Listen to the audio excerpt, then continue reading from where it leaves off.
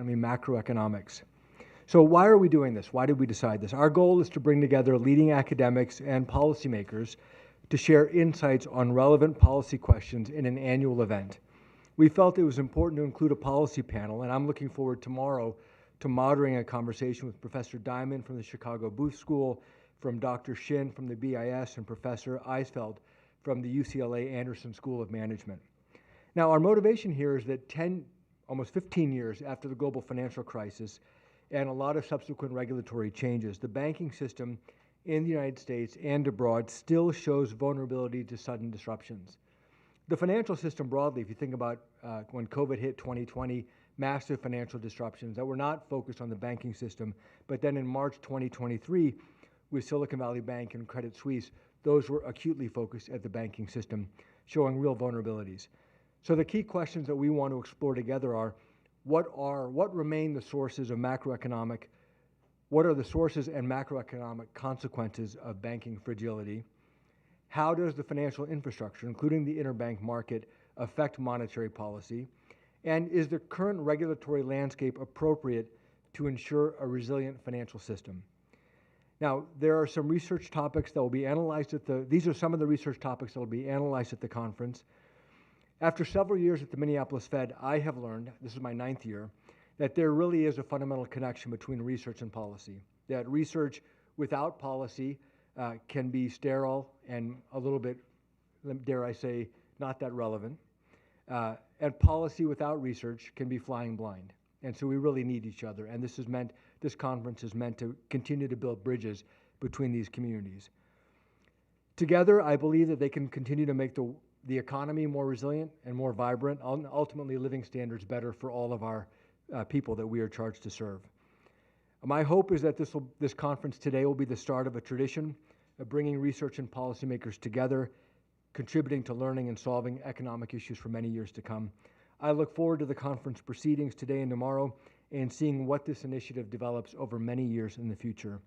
So thank you again for being here. With that brief introduction, I'm going to turn it over to my colleague, Javier Bianchi, who is going to moderate the sessions this afternoon. Javier.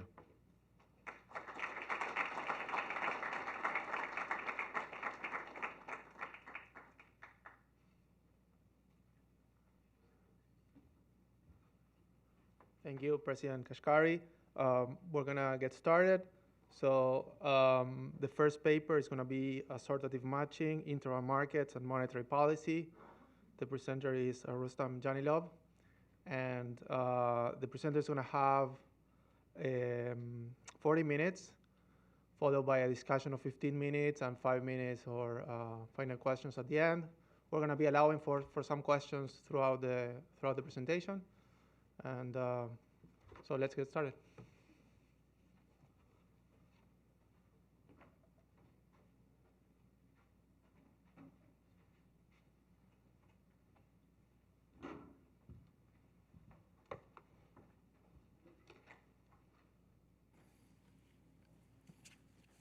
Okay, you can hear me well. Great. Thank you very much. It's a great honor to be the first presenter of the first edition of this great conference, and thanks a lot to the organizers for putting up a great program. This paper is on interbank markets. The usual disclaimer applies because Christian Bittner is part of Deutsche Bundesbank. The motivation for this, the applied motivation for this paper is on the prevalence of bank dependence in Europe and throughout the world, a little bit less so in the United States, but for Europe it is a very salient feature of the data. And also dependence on interbank markets as well. So here I'm showing you just a general overview of interbank loan and borrowing dependence across European countries.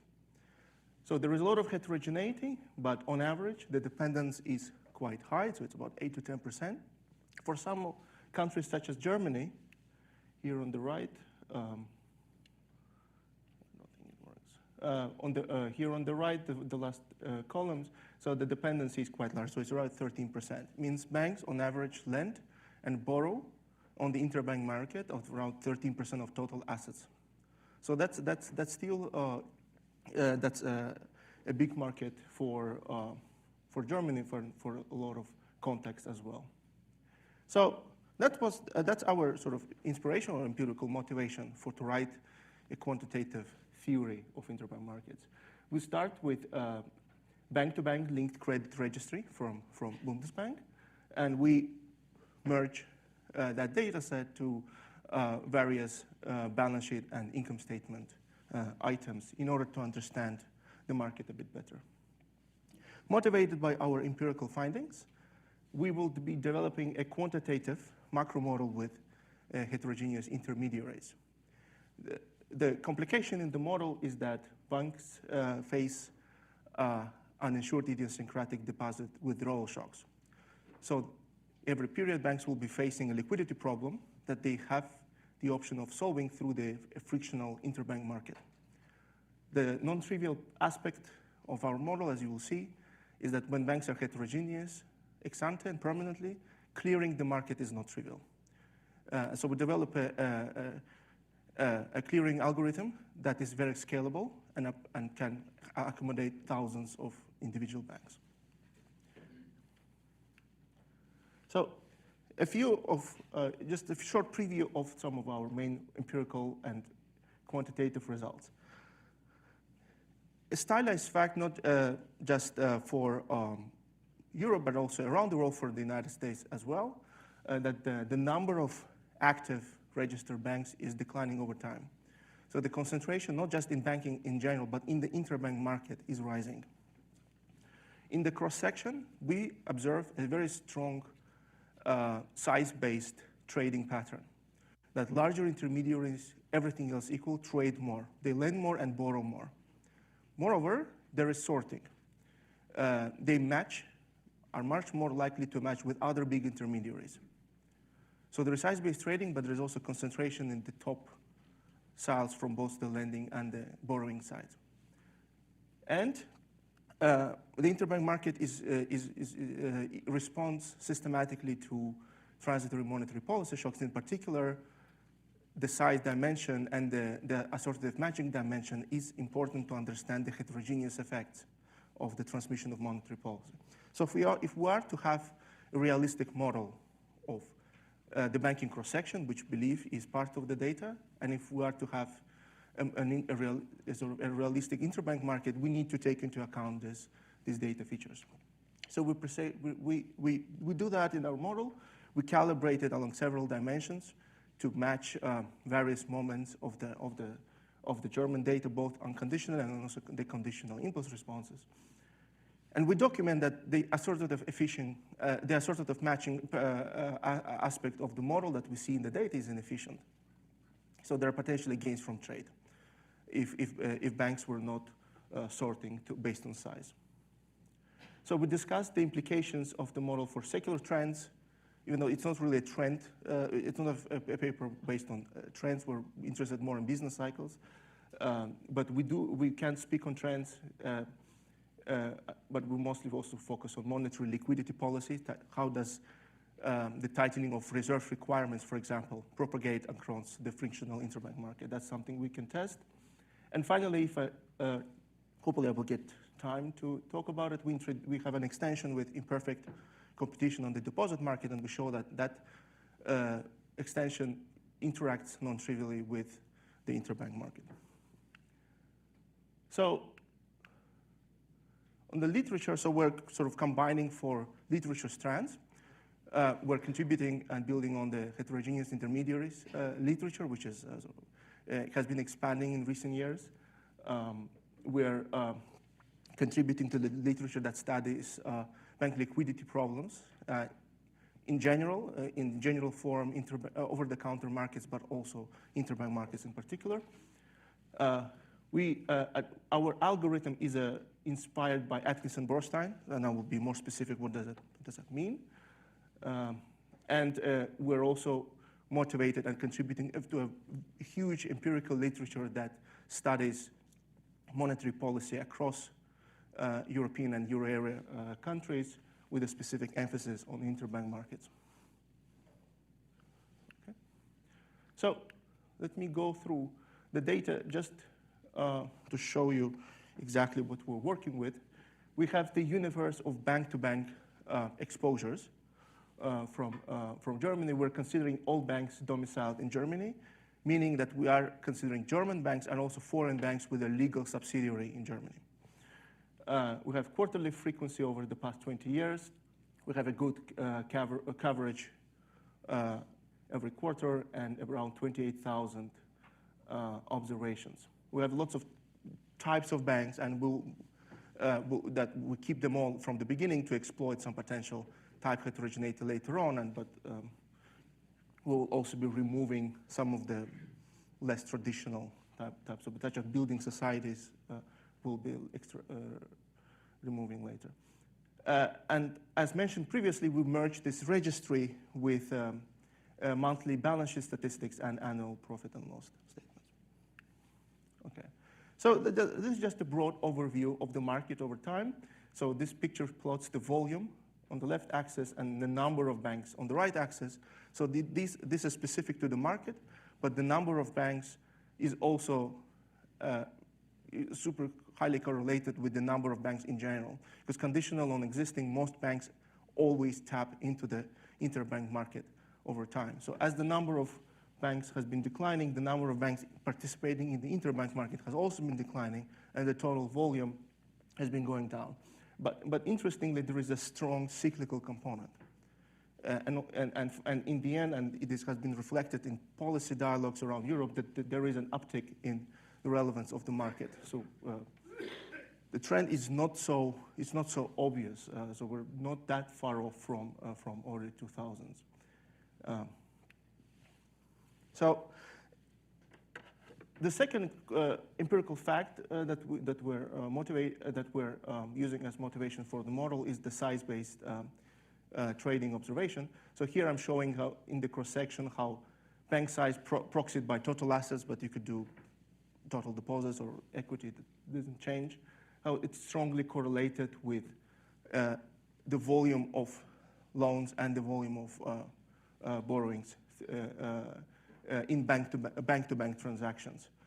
So, and that's controlling for the time fixed effect. So we're analyzing things within the years, within the same year. Okay. So, yes, of course, yeah. Is it true to control for total borrowing? Because that there is a relation between size and borrowing. I mean, any type of borrowing, I imagine there's a relationship. But I mean, is it true also interbank over total borrowing? If I control for what? On the y-axis, instead of have just interbank borrowing, just to have interbank as a share of total borrowing. Yes, I do have that. I don't know how to click it. That's exactly why I have this link. So I will tell you what happens. So for borrowing, there is the same pattern if you look at the share of borrowing as a share of total asset. So that's the same, but not for lending. So the relationship is flat. So in terms of intensities, this fact is less robust. In terms of levels, this is super robust. Okay, but so that was a useful fact. But this is sort of the key empirical finding that we're trying to document is the assortative matching. So I show you these matrix-like figures where you have the size of borrowers on the x-axis and the size of lenders on the y-axis. You have this concentration of circles. These circles they add up to 1. So in each picture, the circles, they add up to 1. That's the total interbank market in the country. And the bigger the circle, the bigger is that particular bean-to-bean interaction. So while it's true that the bigger banks lend and borrow more, but they also link to each other a lot more. And I have detailed sorting tables where we can estimate probit models, like the probabilities of bank-to-bank matches in the top, if both of them are in the top decile. So it's all in the paper as well. Yeah. just to make sure I understand, if I take probably the fraction of borrowing by a big bank that is against another big bank compared to the fraction of borrowing by a small bank that has an interparty of a big bank, is that bigger? Because from that picture, the only thing that I learned is everybody trades with the big banks. So it's hard to see, but the circles are monotonically increasing along both the horizontal and vertical dimension, and they're the largest in the top right corner. I have a table also in the appendix of the paper where we show numbers. And we show likelihood matches weighted by the number of connections and also by the volume of connections. And it's not just size-based training, it's sorting is also there. But that's a very good point, because it's not because these are two completely different things. Okay? And the result is robust before and after the great financial crisis. And you can say that maybe the result is driven by some weird, Germany is very peculiar in its banking sector. There are lots of interesting types, but they're small in scale. So if we exclude development banks, building societies, the result do not change. So if you just look at standard commercial banks, it's still there. All right, so now we're moving towards conditional analysis. So we will define what we mean by monetary policy shocks. So these are the standard Dzerzhinsky and Karady surprises that are being cleaned out from the information effects. So they're very standard shock series. And this is the time series of the interest rate corridor, the deposit lending facilities in Europe, the main refinancing rate, the interbank rate, and as well. So I will be coming back to that figure later as well. So what we'll be doing is very simple, very standard lag-augmented local projections, where we're interested to understand the response of bank-to-bank transactions, both in terms of the intensive margin measured by the volume and the extensive margin measured by an indicator variable, whether you're connected or not.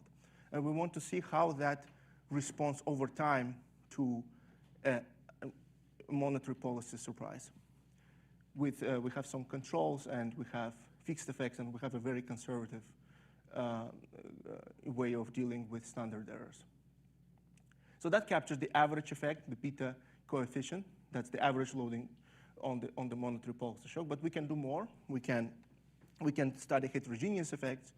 We can condition on banks being in the top decile of the lending and the borrowing distribution of the interbank market. So now we can also look at heterogeneity as well.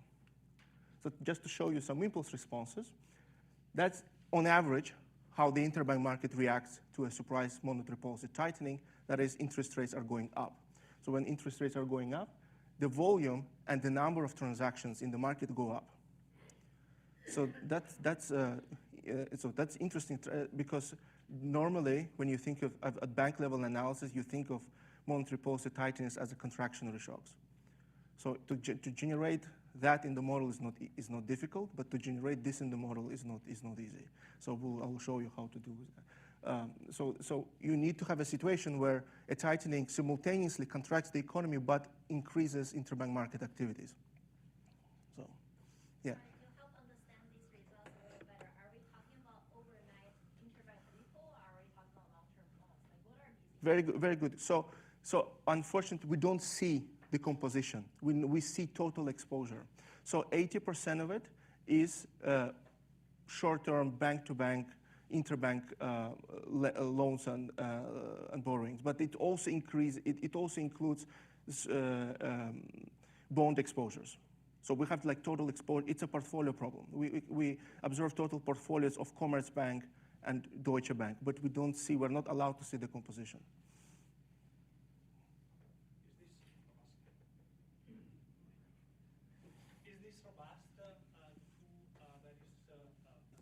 Different periods in which the amount of excess resource in the banking system was different, so pre and post quantitative easing policies?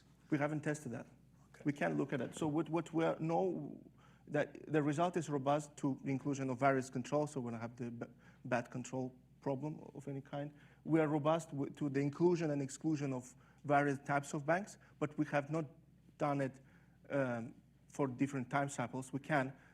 It's going to be a little bit more noisy because of the zero lower bound. So, but now with the various empirical innovations, we can actually test the responsiveness to non-conventional monetary policy shocks as well. So there are forward guidance surprise shocks as well, public level, so we can potentially do that too. Okay, and so so in addition to the interbank market risk of expanding along the intensive and extensive margins, the expansion is concentrated in a particular segment of the market. The expansion is concentrated in the top right corner of the matrix that I was showing you. The overall increase in connections and volume is driven by the sorting of the big banks. All banks trade more, but the big banks trade even more among each other. So again, just to motivate you that our model has some relevant features, and we will, to a large extent, we will be able to match this as well. So, yeah, this impulse response. So just to take stock before moving on to the model. So a very good question to ask. Why is important on why is a paper on a market that is dwindling in size over time first order? Well, it's declining in size over time, but it's still about 1.5 trillion euros. So it's not a trivial market. So it's still very important for the German economy and for Europe as well. We find strong evidence of assortative matching, which I think it's a more genuine result than just for Germany.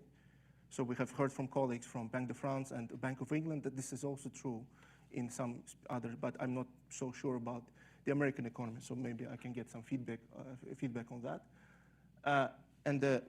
Yeah, we also documented some conditional responses. Okay, so now motivated by these facts, we're developing a quantitative model where there will be some standard features. So the firm sector, the household sector will be very standard. There will be representative agents. So the complication will be on the financial side. We'll have a discrete number of banks. That's very important because I cannot handle, the algorithm cannot handle a continuum of banks. I will show you why. We have a discrete number of risk-neutral banks indexed by J. So there will be ex-ante permanently heterogeneous in some cost efficiency. If you think of it as some isomorphism of TFP, okay? But it's permanently assigned by nature, and that it doesn't change over time. In complete markets and uninsured deposit withdrawal shocks, so banks will be facing that within the market, within a period, every period. So it's a dynamic banking problem, but the interbank market is static. So that's what we do. Okay. The interest rate corridor policy, the reserve requirement, all policies will be exogenously assigned and taken directly from the data. So conditional on the German data of the policy corridors and all policy instruments, we will have a model that will be calibrated to the interbank market, and we'll see what happens. Okay. Yes.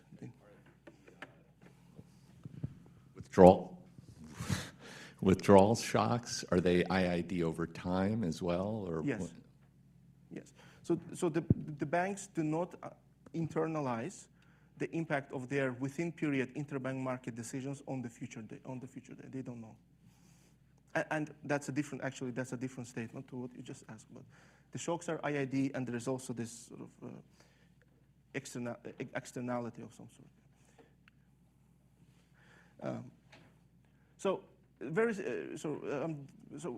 This is the interest rate corridor. So all of this is all of these are policy instruments that are exogenously chosen by the policymaker. The lending and the deposit facility rate. Importantly, we have a symmetric spread We can handle non-symmetric spreads, but the spread is symmetric around the refinancing rate. And we impose the no arbitrage condition on the interest rates, which is standard. So the problem of the household, I will be very quick, so it's very standard. The household supplies labeling elastically, eats the final good, has CRA preferences. They can save via bank deposits, which pay out as state non-contingent gross return. And they maximize their problem subject to the sequence of these balance sheet constraints. They receive dividends, so banks will be dying every period. So when they die, they will transfer dividends, the remainder of the franchise, to the household in lump sum form. T stands for some lump sum taxes, and W is the competitive wage. And it loads on 1 because inelastic labor is normalized to 1. Okay? So we have two types of firms. The first firm is a capital producer. So there's a continuum of them. They're identical. They're indexed by I. So what they do is they, once they don't have internal financing of their own, banks buy claims on the capital stock. Those claims are bank specific, indexed by J, but they get aggregated to big L. So the firms intake the stock of L and convert it into capital with a concave production function. This is extremely useful, and I will show you later, explain why, because the sufficient statistics, so to speak, to solve everything is aggregate L. Once you know the distribution of loans, you know everything in this economy. Because once you will know the distribution of L, you will know big L. Once you know big L, you can solve for the aggregate capital stock. Knowing the aggregate capital stock, you can solve for prices. And once you know both, you can solve for the return on capital. And the return on capital is the forward-looking price, conditional on which the distribution of banks makes its decision. So once you know RK, the expectation of RK in the future, you can solve the partial equilibrium problem, and then it goes. So that's why it's, yeah. You had a deposit shock from the bank. Where did they go? It's coming, yeah. So that's the non-financial side, representative, sort of quite very simple on purpose. Okay, so financial intermediaries, they accumulate net worth, and they source deposits from the household. They lend to firm. They buy claims, so I use that interchangeably, but they buy claims on the capital stock, and they have some reserves as. So I use the moral hazard approach from Gertler, Karadi, Kiyotaki, and I will be explaining why exactly that's still important later on. So the idea is that due to moral hazard frictions, there is a cap on leverage that otherwise is unbounded in the basic model. There is a minimum reserves requirement that banks will need to satisfy by the end of the period every time. Because the constraint must be satisfied, that's why the interbank market will become interesting. And the law of motion of net worth is as follows. Conditional on some net worth today, banks will get the return on their claims. They will get the return on reserve holdings. So the R is the interest rate on reserves. That's exogenous. RK is endogenous.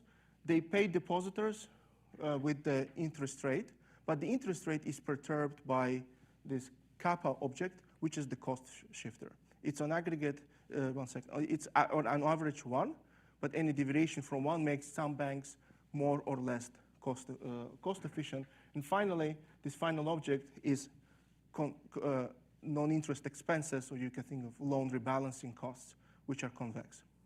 Just a question, given how you formulate it, you don't have an issue of insolvency in this model, right? The banks are always solvent because of this constraint imposed, right? So they don't take any risk that could put them in insolvency position because of high leverage. No. That's why the deposit Mm-hmm. don't care about bank solvency in your model, and just the idiosyncratic liquidity shocks. I deal with insolvency very carefully in a different paper of mine, H-Bank. So that there we take it very seriously. Here, that's not, we don't focus on that. Yeah. Okay, so most of this formulation is fairly standard. So it's a sort of Getlich-Takaki-Karadi world. The non-standard aspect is the prominent heterogeneity in kappas. And what's coming now, on the next slide. So that's the dynamic banking problem, just in recursive notation.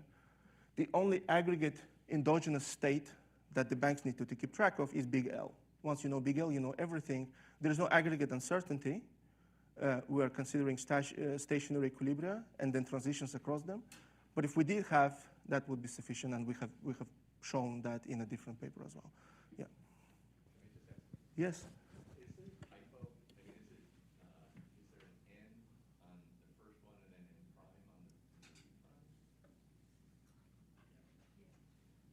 Oh yeah, it should be, yes, it should be n prime, right, yes. Very good. So I'm a little bit confused. I thought you said, and you made a big deal out of this, that there were a finite number of banks. Yes.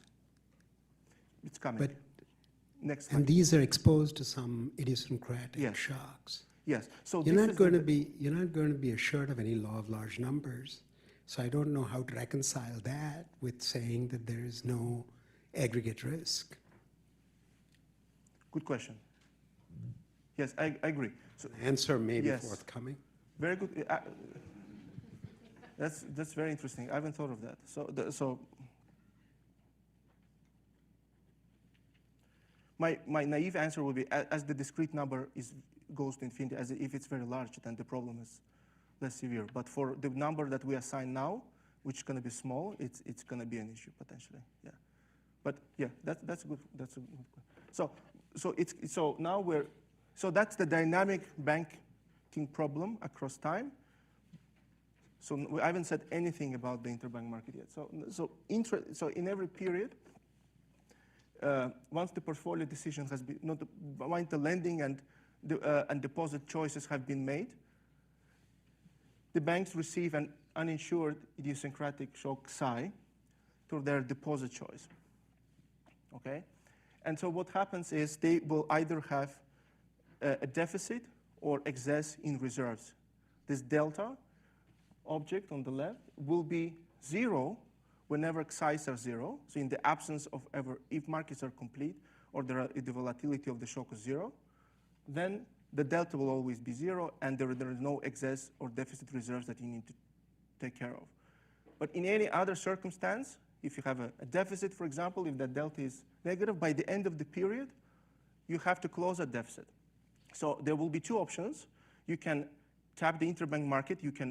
It will be fully flexible. On the next slide, I will show. Or you go straight to the central bank, to the lender of last resort. But there is a penalty rate. So in principle, you will always want to borrow from other banks. But because there are frictions, that will not always be possible. So an important assumption is that we are imposing that the interbank rate will always be equal to the refinancing rate. In general, it's not. It's a policy target. You want it to be. We are assuming for computational convenience that that the central bank always able to hit the interbank rate with ease. For the most of our sample, that actually is true. The correlation between the two, the Ionia and the interbank and refinancing rates is 99%. But it just, for clarity, that's our assumption. Okay. So how do we clear the market? We remember that we have a discrete number of banks, and we have these ex-ante efficiency types. We're ordering them in a descending fashion from the most to the least efficient one.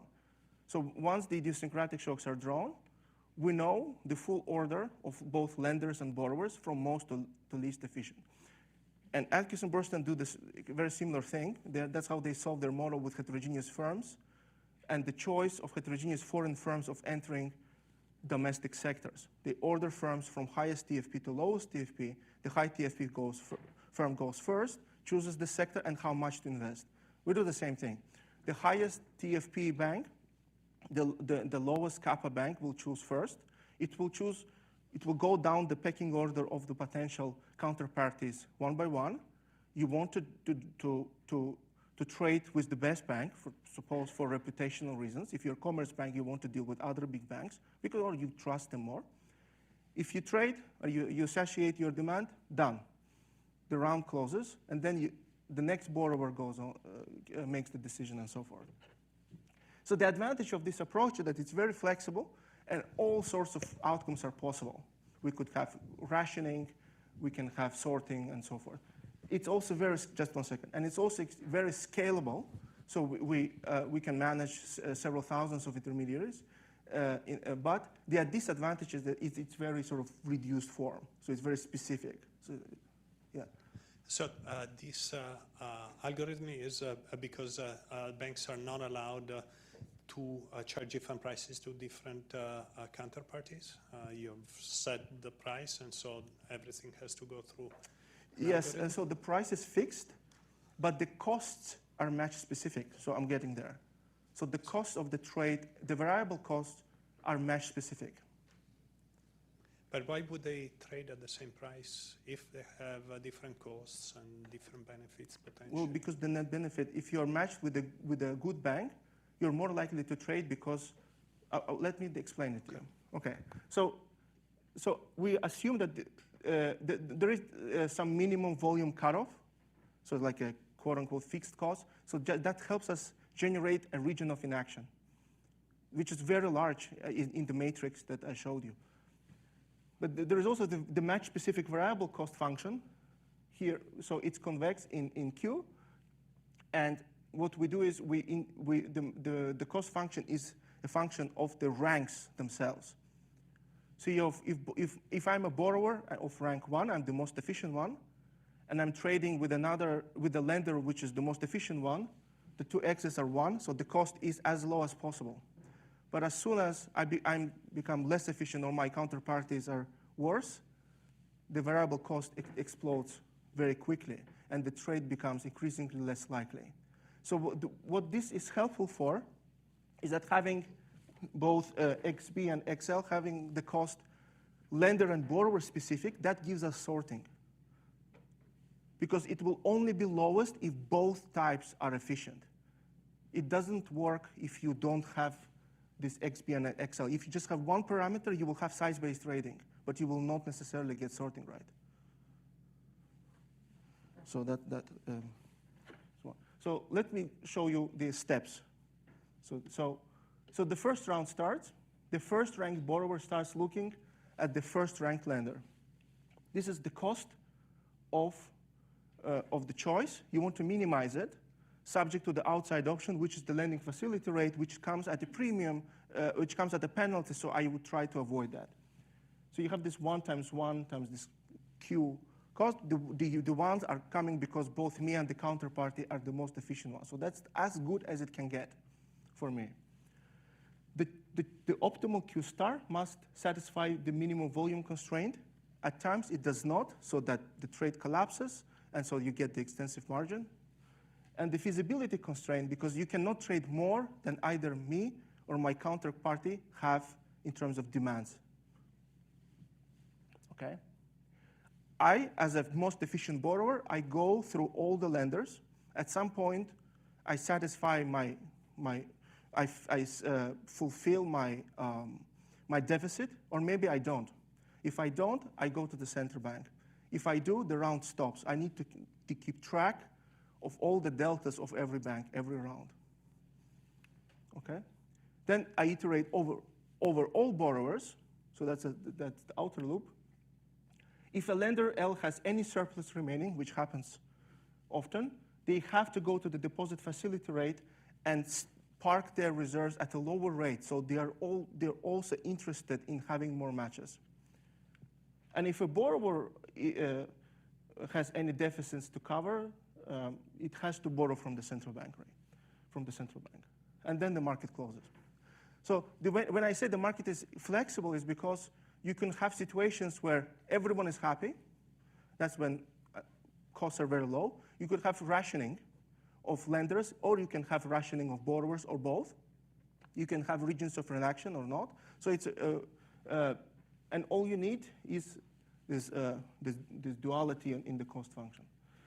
So that's here is to illustrate so what I'm talking about. You have quantities on the horizontal axis and the total cost on the vertical axis. The solution is Q star.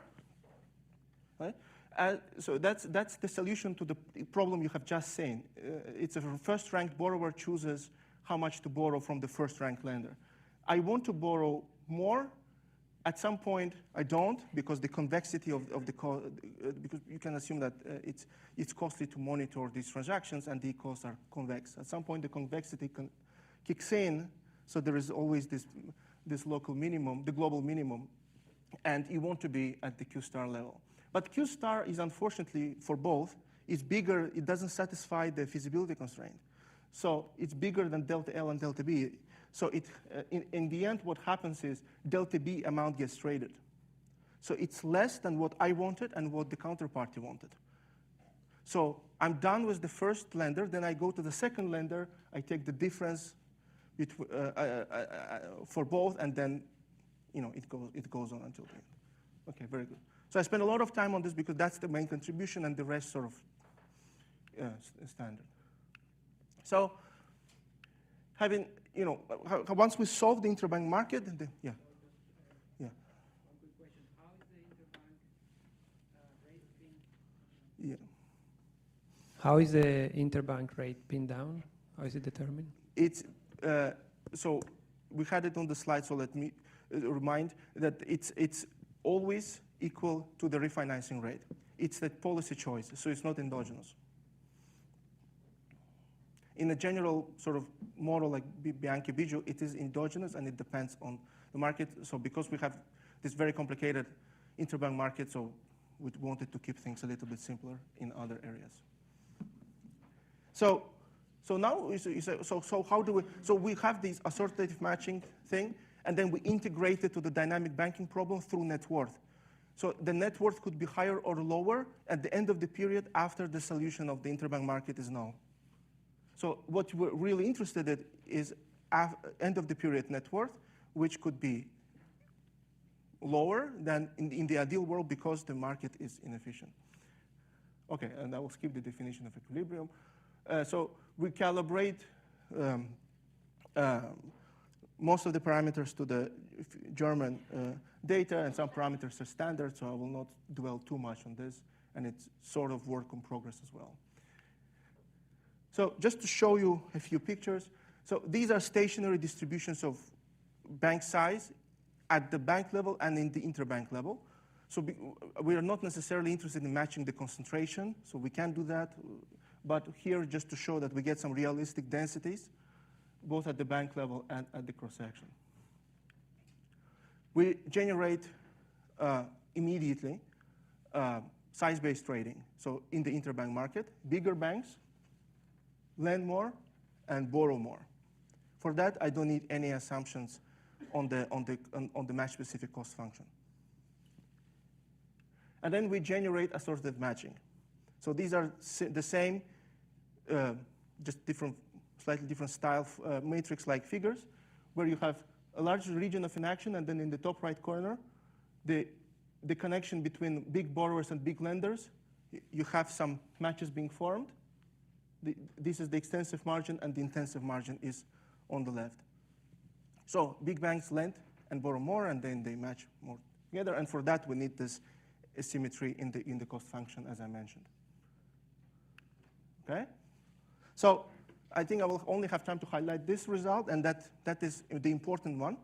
So what we do is we just compare, very good, yeah. We just compare the allocations and equilibrium quantities and prices in the baseline calibrated model to the general economy and the counterfactual economy with no assortative matching.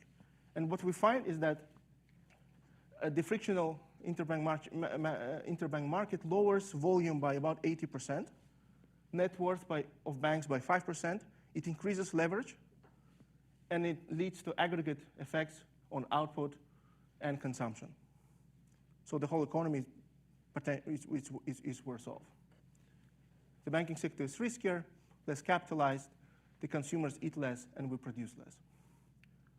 Okay, and we have other special cases which I'm going to just skip. Let me conclude. Yeah, I didn't get to talk about deposit market concentration. So to conclude, so we have this, we have a model. Our main contribution to relative to the literature, which is quite rich already, is the focus on sorting and size heterogeneity. The theory is calibrated to the German data, so it's driven by microdata. And what we're working on right now is bank-to-firm linkages and credit network formation. Thanks. Thank you.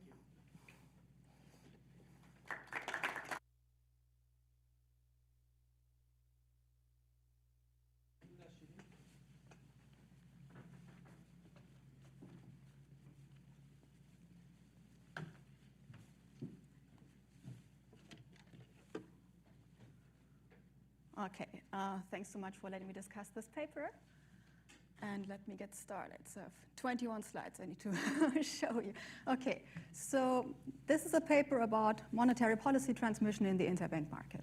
Yeah. You could characterize the paper as Gertler Kiyotaki, Gertler Karadi meets Yankee Bijou meets Atkinson-Burstein. The main focal point of the paper is in the interbank matching market, showing that there is positive assortative matching going on. Okay, and the sorting happens according to an exogenous parameter, the efficiency of the bank. Okay.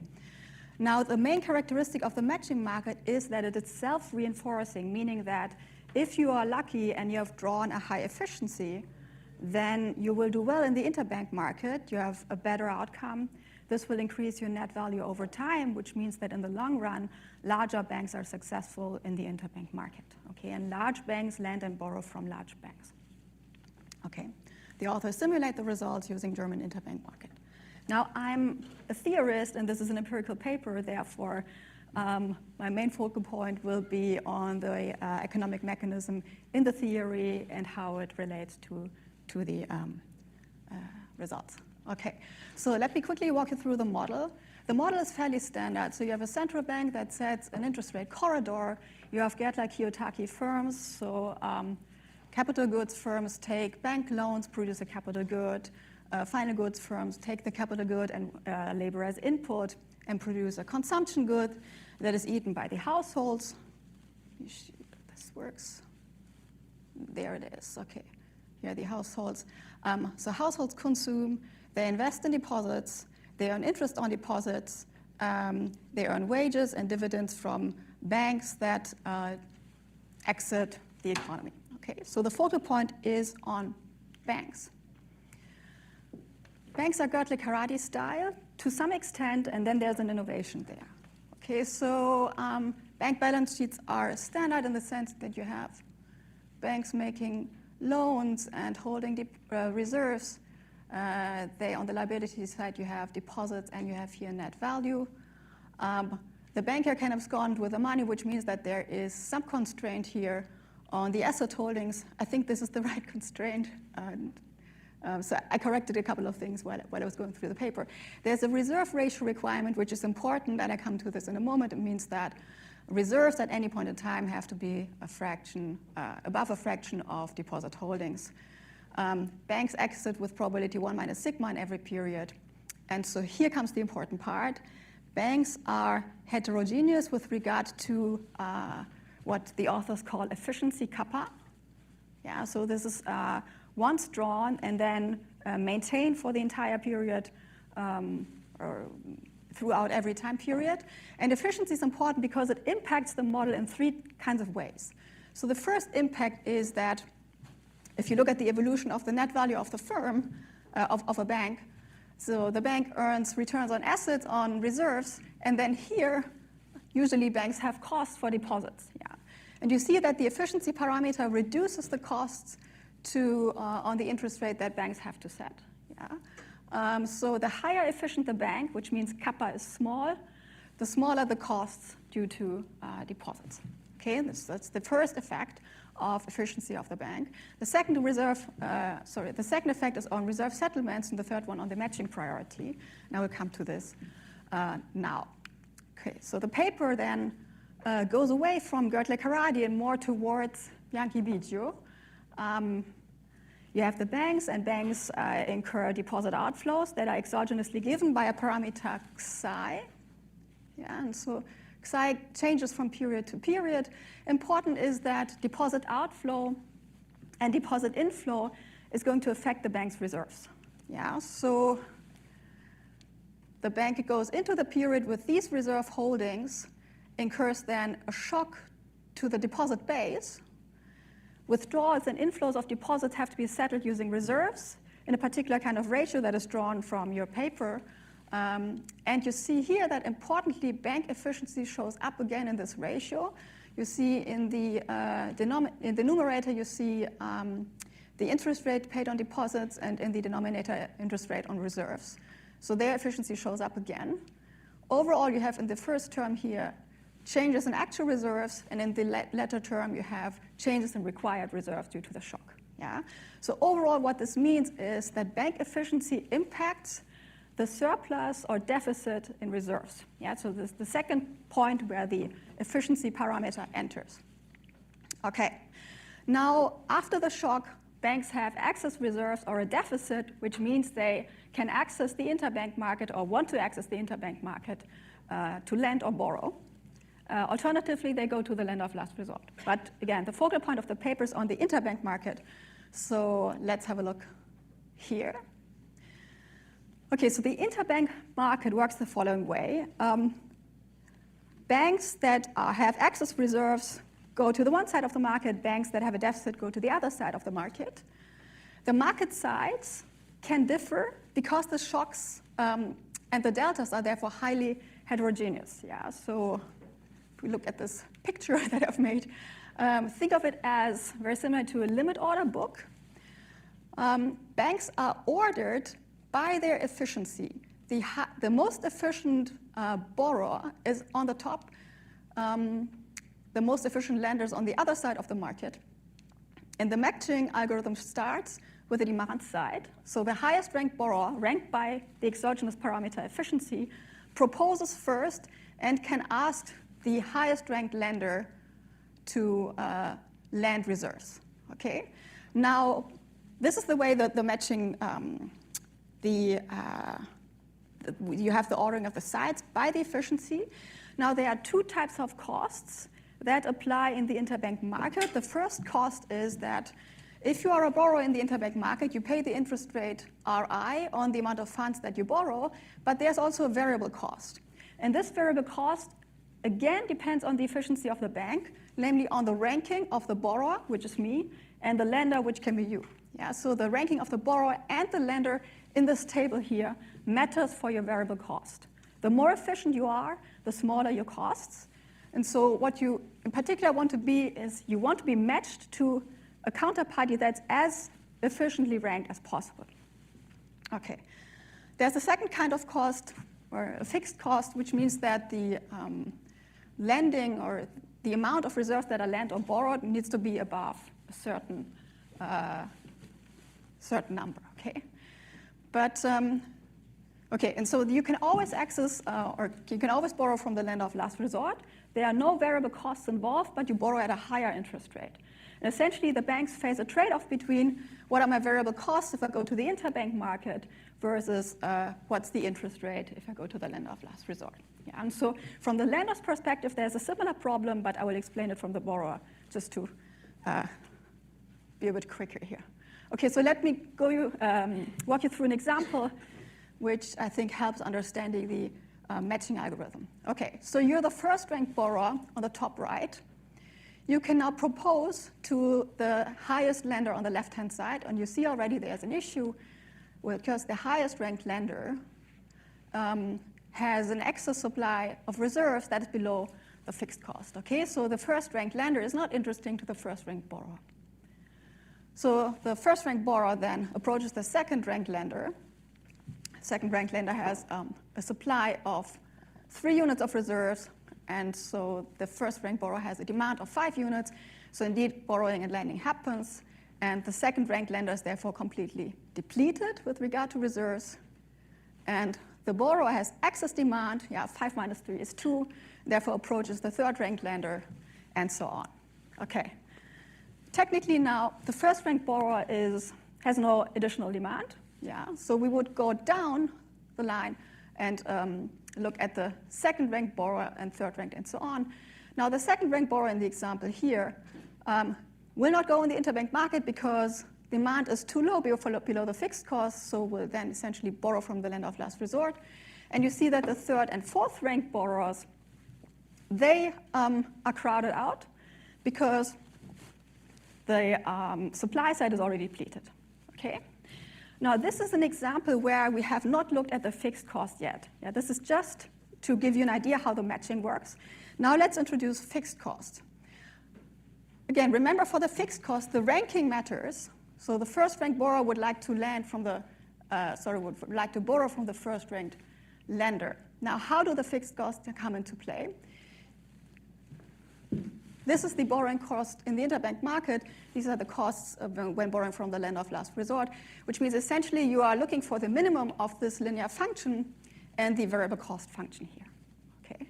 If I'm the highest ranked borrower matched with the highest ranked lender, this is my variable cost function here. So it's my rank times the rank of the lender is 1 times 1. It's just Q squared. So this is the variable cost function that you see here. And it intersects with the linear function, which means I never want to borrow more than Q1 star from the first-ranked lender, because otherwise I would rather go to the lender of last resort. What if I have excess demand beyond Q1 star? Well, I would need to approach the second-ranked lender. But the second-ranked lender has a different cost function, and the third-ranked lender as well. So I would want to borrow less and less and less. Okay? Now remember, it's a matching market. The lenders, the first-ranked lender and so on, go through a similar problem, and only if they, so you would essentially always want to coordinate on the minimum amount at which both are willing to lend, respectively, borrow. Okay, so I think this sums up what's going on in the matching market the way I understand it, and now let me come to my comments in the last 4 minutes. Okay, so I think the first comment is the efficiency parameter scales multiple things in the model and therefore impacts also the simulation in various ways.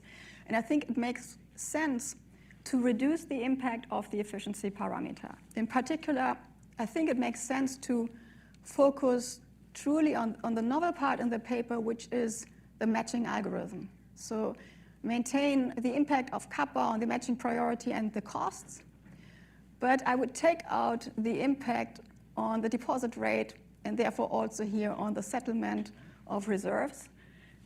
Because if you take it out, it allows you to cleaner see how your efficiency parameter affects the results. That's just, I think there's too much happening here with the kappa parameter. The second comment also aims at the kappa parameter and is a little bit more involved, and so I usually try to not tell someone what to do in the paper, but so I have a suggestion here. The variable cost in the matching market is really reduced form. You already pointed it out, but the efficiency here of a bank really it drives the result that a more efficient bank becomes larger. It directly drives the result because you're more efficient in the interbank market. You have better deals in the interbank market, you become larger, and this accumulates simply over time.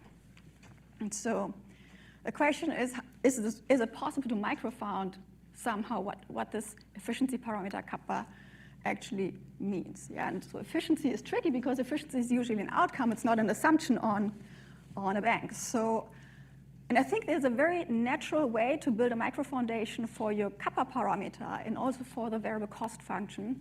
So this is what I think would be interesting. So what if kappa is not the efficiency of the bank, but it's an arrival time in the interbank market? It's a stochastic arrival time. And banks arrive sequentially, ordered by whether they are a borrower or a lender. It's very similar to your matching algorithm, to your limit order book. Now, these sequential arrivals have been studied in previous papers by Wallace and by Green and Lin, but in the context of depositor runs on banks. But here you have a similar thing going on, namely, if I'm early in the interbank market, I have match priority. So I call this, where is it? First come, first match. If you arrive early in the interbank market, you have the right to be matched first. What's the cost? Well, there's a very natural cost that comes with it. You have to wait. You have to wait around for a counterparty to arrive. Now, assume that you are the highest ranking borrower here. Then you arrive early. You have to wait for your lender. And while you're waiting around, you incur a cost. Okay? And so the cost scales with the random arrival. And even as the first lender finally arrives and you get matched and land from that guy, maybe you have excess demand. You have to wait longer until the next lender arrives, and you have a higher waiting cost. It's very similar to what you have in your model. Now, there's a slight difference because if you look at these distances here, so distances are different from products, because with distances, it's the case that you actually want to arrive very close to when others arrive. Then your costs are small. So this is the difference. But if you have a first come, first match constraint, there's a huge advantage to be early. You have to wait around longer, but you can be matched first, which means that here, if you're the first borrower, and then the second borrower arrives, the second borrower will have to wait until the demand of the first ranked borrower is fully depleted. So this is, I think, a way you can do it. Okay, so let me wrap up. I think the idea is very interesting to look at this matching market. I would, again, reduce the impact of kappa, and I would look for a micro-foundation of the cost function. And I think that's doable. Okay, thank you so much. Thank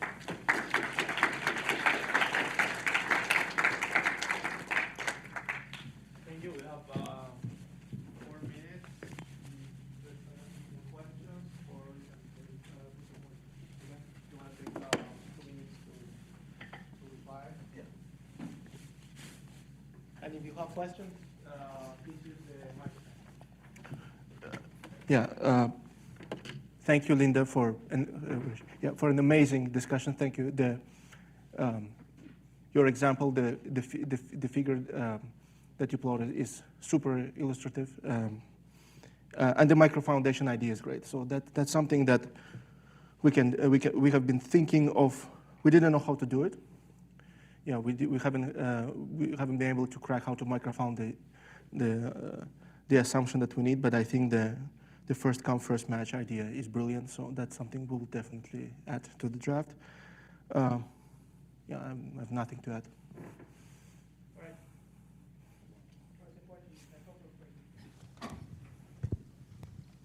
Hi, I have a quick question regarding this with respect to the interpretation of the kappa. Before you think about how to microfound it, how do you interpret it? Because to me, what it kind of sounds like is a little bit like netting interbank obligations among themselves. So banks, through the payment systems, they endogenously generate money because they net obligations that they have one towards the other. So is that one way to think about kappa, that the larger banks might want to trade with other large banks because they're going to have the largest gain from netting interbank obligations and therefore having to settle on the payment system the smallest amount in central bank money? Is that how you want to think about that? And therefore, the related question is, what do you see in the data about these trades, these interbank trades? What are the data on it? Because then that might tell you about whether it is the originating loan or the amount of central bank money that moves in the payment system. I'm not sure if I was clear. Take more questions if there are, and then I'll answer.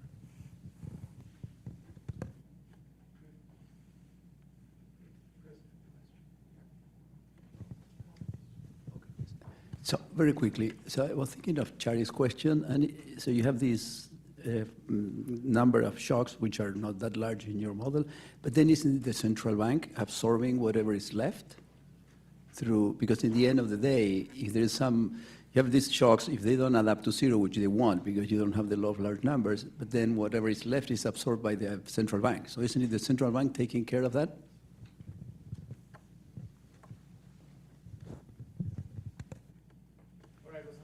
Yes, so what is the... There's one more. Okay. Trying to understand conceptually how to think about this paper. Sort of, there's an inefficiency result, and there is a market structure that's described by this algorithm that's leading to this inefficiency. But we can write down lots of algorithms and market structures that would lead to inefficiencies. So is there some evidence or some way of thinking about this is the market structure that we're seeing in the world, and therefore we should think about interventions to correct the inefficiencies that are caused by the market structure the researcher has written down?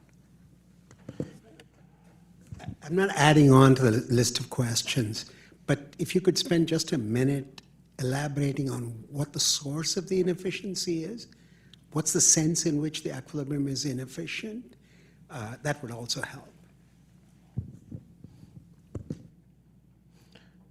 Yes, thank you very much. So lots to think about. So let me just address these questions. So what is kappa? So you could think of them as, so I had a sort of a macro view of it. So what you suggested is also, I think, is perfectly fine. My motivation also in the paper is that banks differ in monitoring efficiency. So you can think of the first generation of work by Diamond, also Stiglitz and Weiss, what they coin as monitoring devices. So some banks are just better at understanding counterparty risk, for example, and that's reflected in kappa. In Linda's formulation, that would be because they're better, they're also always arrive earlier in the market. So that there could be potentially a link there for sure. The second question on central bank absorbing, that's I see that now. So where I'm probably missing for sure some final market clearing equation. So that we need to make sure that any excess or liquidity is always settled. So there's definitely, because we have a discrete number of banks and that number is small, the central limit issue needs to be dealt with. We'll deal with it. And finally, so uniqueness. So we don't claim uniqueness. So that I don't think we cannot. So we know for sure that certain types of algorithm, like a standard basic valuation of algorithm, cannot work. So we know sort of which algorithm will not work, but we don't know the full set of algorithms that do. So ours is just one of many potentially that will work. And I agree that if you come up with a different algorithm that matches the sort of sorting thing that we see, potentially the inefficiency might not be there. I agree. So. All right, thank you.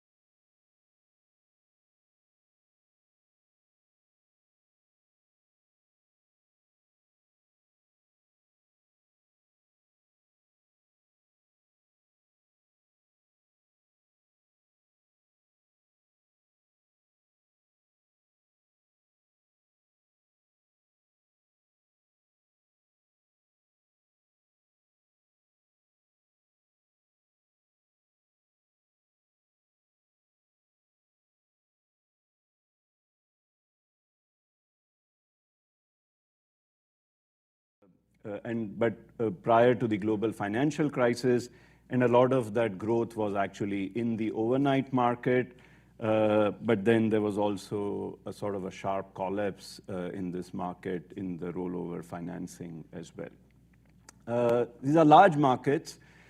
Typically, they are against treasuries and mortgage-backed securities. And I want to stress this, which is that these markets are typically against what one might consider as relatively safe collateral. These are not markets for sort of very extreme opaque assets, and something that will be important later in the presentation. And one thing that's interesting is that while the 07-08 episode was more about mortgage-backed securities, repo, especially bilateral repo getting stressed, recently a very nice paper by Copeland, Duffy, and Yang seems to show that these kind of stresses have now started entering the treasury repo markets as well. There are many causes which are attributed to these spikes, but notably at the time of COVID outbreak, there were hedge funds that were taken leveraged positions in the treasuries markets, and then they had to engage in liquidations of these positions that seemed to actually create a risk of spillovers to other markets. Now, one important aspect of the repo markets over the last, I would say, close to 4 decades is that progressively the legal treatment of these claims in bankruptcy of the borrower has been made more and more favorable to the financiers or the creditors. And these are called as safe harbors, which is that if a broker-dealer files for bankruptcy, the repo financier has a safe harbor, which is that there's no automatic stay on their claims in bankruptcy. They can just take the collateral, walk away with it, and liquidate the collateral in the markets that they want. Okay, so it's sort of like a design. So the safe harbor for repo financing is like design of the creditor right in bankruptcy, that you can actually liquidate the collateral, whereas if you had automatic stay, you could not actually seize your collateral for a certain number of days in bankruptcy. So in corporate bankruptcy, there's an automatic stay on secured creditor rights, but in financial bankruptcies, specific repo claims, especially on treasuries and then progressively on mortgage-backed securities, have been given these kind of exemption. So what that means is these claims can then be settled with immediacy. Financiers can exercise their property rights over the underlying collateral. And because a lot of repo financing comes from money market funds that are lending short against long-term assets, rules actually don't even allow them to own these assets. They have no choice but to actually liquidate these assets right away because they would otherwise violate their average maturity restrictions from this Securities Exchange Council. So there's a whole history of these granting of safe harbor provisions. It started with treasuries and government-sponsored enterprise, Fannie Freddie agency securities. Then prior to 2005, it was also extended to non-agency, so private label mortgage-backed securities. And generally in the literature, they are thought to increase ex-ante lending, just like the sort of the work in law and finance that you give secured creditors stronger rights, it will lead to creation of greater credit against the underlying assets. But a range of recent papers also seems to suggest that this higher leverage and extra entry that you are getting from the provision of these safe harbors may have some downside associated with it because it can also lead to exposed fire sales. So take the example of COVID that I was giving.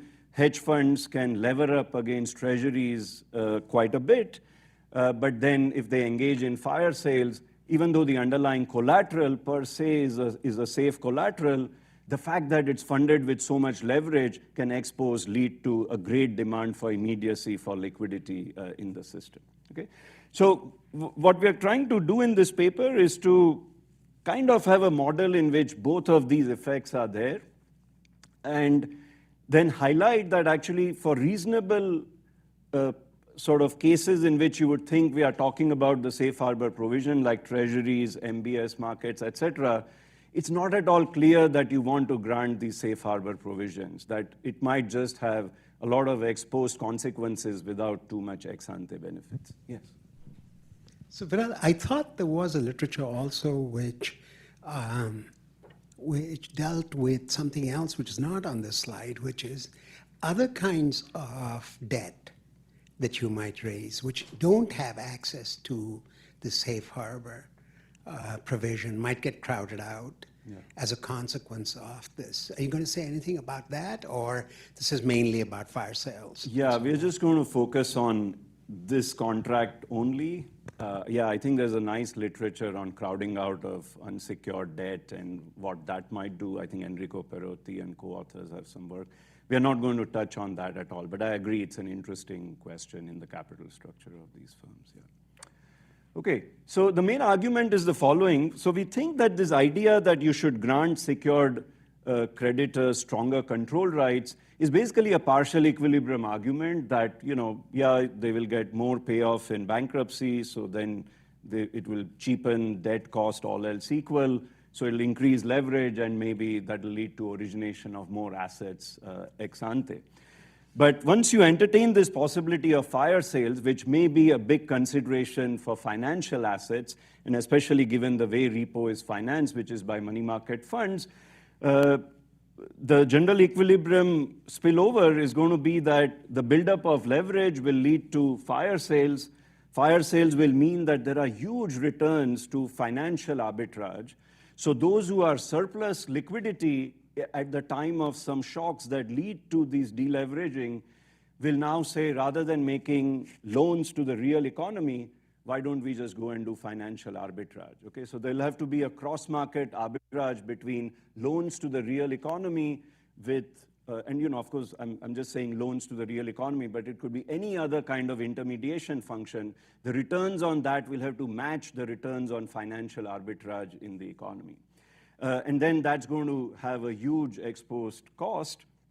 And what's interesting is that the more you have facilitated higher leverage up front, the more severe is going to be the exposed problem. So precisely when you think that the ex-ante benefits might be greater because you are allowing leveraged entities to come in, et cetera, is when actually the exposed problem is also going to be much, much more severe. Okay? So in our model, the interesting effect is that this general equilibrium effect most of the times actually will dominate the partial equilibrium effect. Okay? The fact that exposed, you will be crowding out in the bad states of the world, intermediation functions, because there's a fire sale in the repo market, that's actually going to dominate the benefit ex ante, if any, of actually creating a greater entry into the financial sector. Okay? And one crucial assumption we make, which I'm beginning to like a lot, even though it might seem a bit extraordinary from traditional modeling standpoint, is that we're going to assume that as there is more entry into a sector, in this case the financial sector, the marginal dollar that comes in is more and more leveraged. Okay, so one way of thinking about it is that it's sort of like a diminishing returns to scale, but we are going to do it not through same investment, but diminishing returns on cash flows. We are going to say same cash flows, but diminishing returns because it has to be funded with greater and greater leverage. Because we think in financial sector, it's not that treasuries cash flows are diminishing returns to scale, it's really that the marginal entry in the treasuries positions is more and more leveraged in the economy, like hedge funds, for example. Okay, so in interest of time, let me not get to the result right away. But so a very self-critical take on this paper would be that there was no need to write this paper, okay? So that, if you just take the insights of Lorenzoni and Jeremy Stein's QJ 2012 paper, Lorenzoni's inefficient credit booms paper, that really the insight is there, okay, which is that you can create excess leverage, there's some incompleteness in the market through which there's going to be pecuniary externalities, so you have to restrict leverage up front, okay, and that's it. We don't need to write this paper anymore. But I think what we have done is maybe written a model that's closer to the specific setting of the repo contracts, at least in some dimensions, not all. And I think we are going to focus on, so a lot of this literature then basically focused on saying, why don't we restrict leverage up front? We are going to focus on saying, let's look at these credit contracts in the first place. Maybe we have given them too strong control rights to liquidate the underlying collateral, and let's then think about optimal design of the creditor contract itself, rather than saying, let's take the safe harbors as given and then try to unwind them by actually restricting leverage in the economy upfront. So maybe that's interesting, but I think I learned some new things while writing the model. Hopefully I can clarify some of these things. It relates a lot to Eduardo's very nice paper with Anton Korinek, and then the follow-up paper by Lanteri and Rampini, which is that in our model, these distributive externalities are going to be very large, which is that when the fire sales occur, there's going to be this crowding out effects in the real economy. Doug and Raghu have a very nice paper after the financial crisis, also trying to explain how these kinds of cross-market contagions can happen. And then that's going to also in our model affect endogenously the asset quality, as I'll try and explain. And so the safe harbors, maybe the right way to think about them is not to just think about whether it increases debt capacity. It's best to think about them as what they will lead to for the economy when aggregate stress materializes. Okay, so let me try setting up the model. So it's a two-period, three-date world, 0, 1, and 2.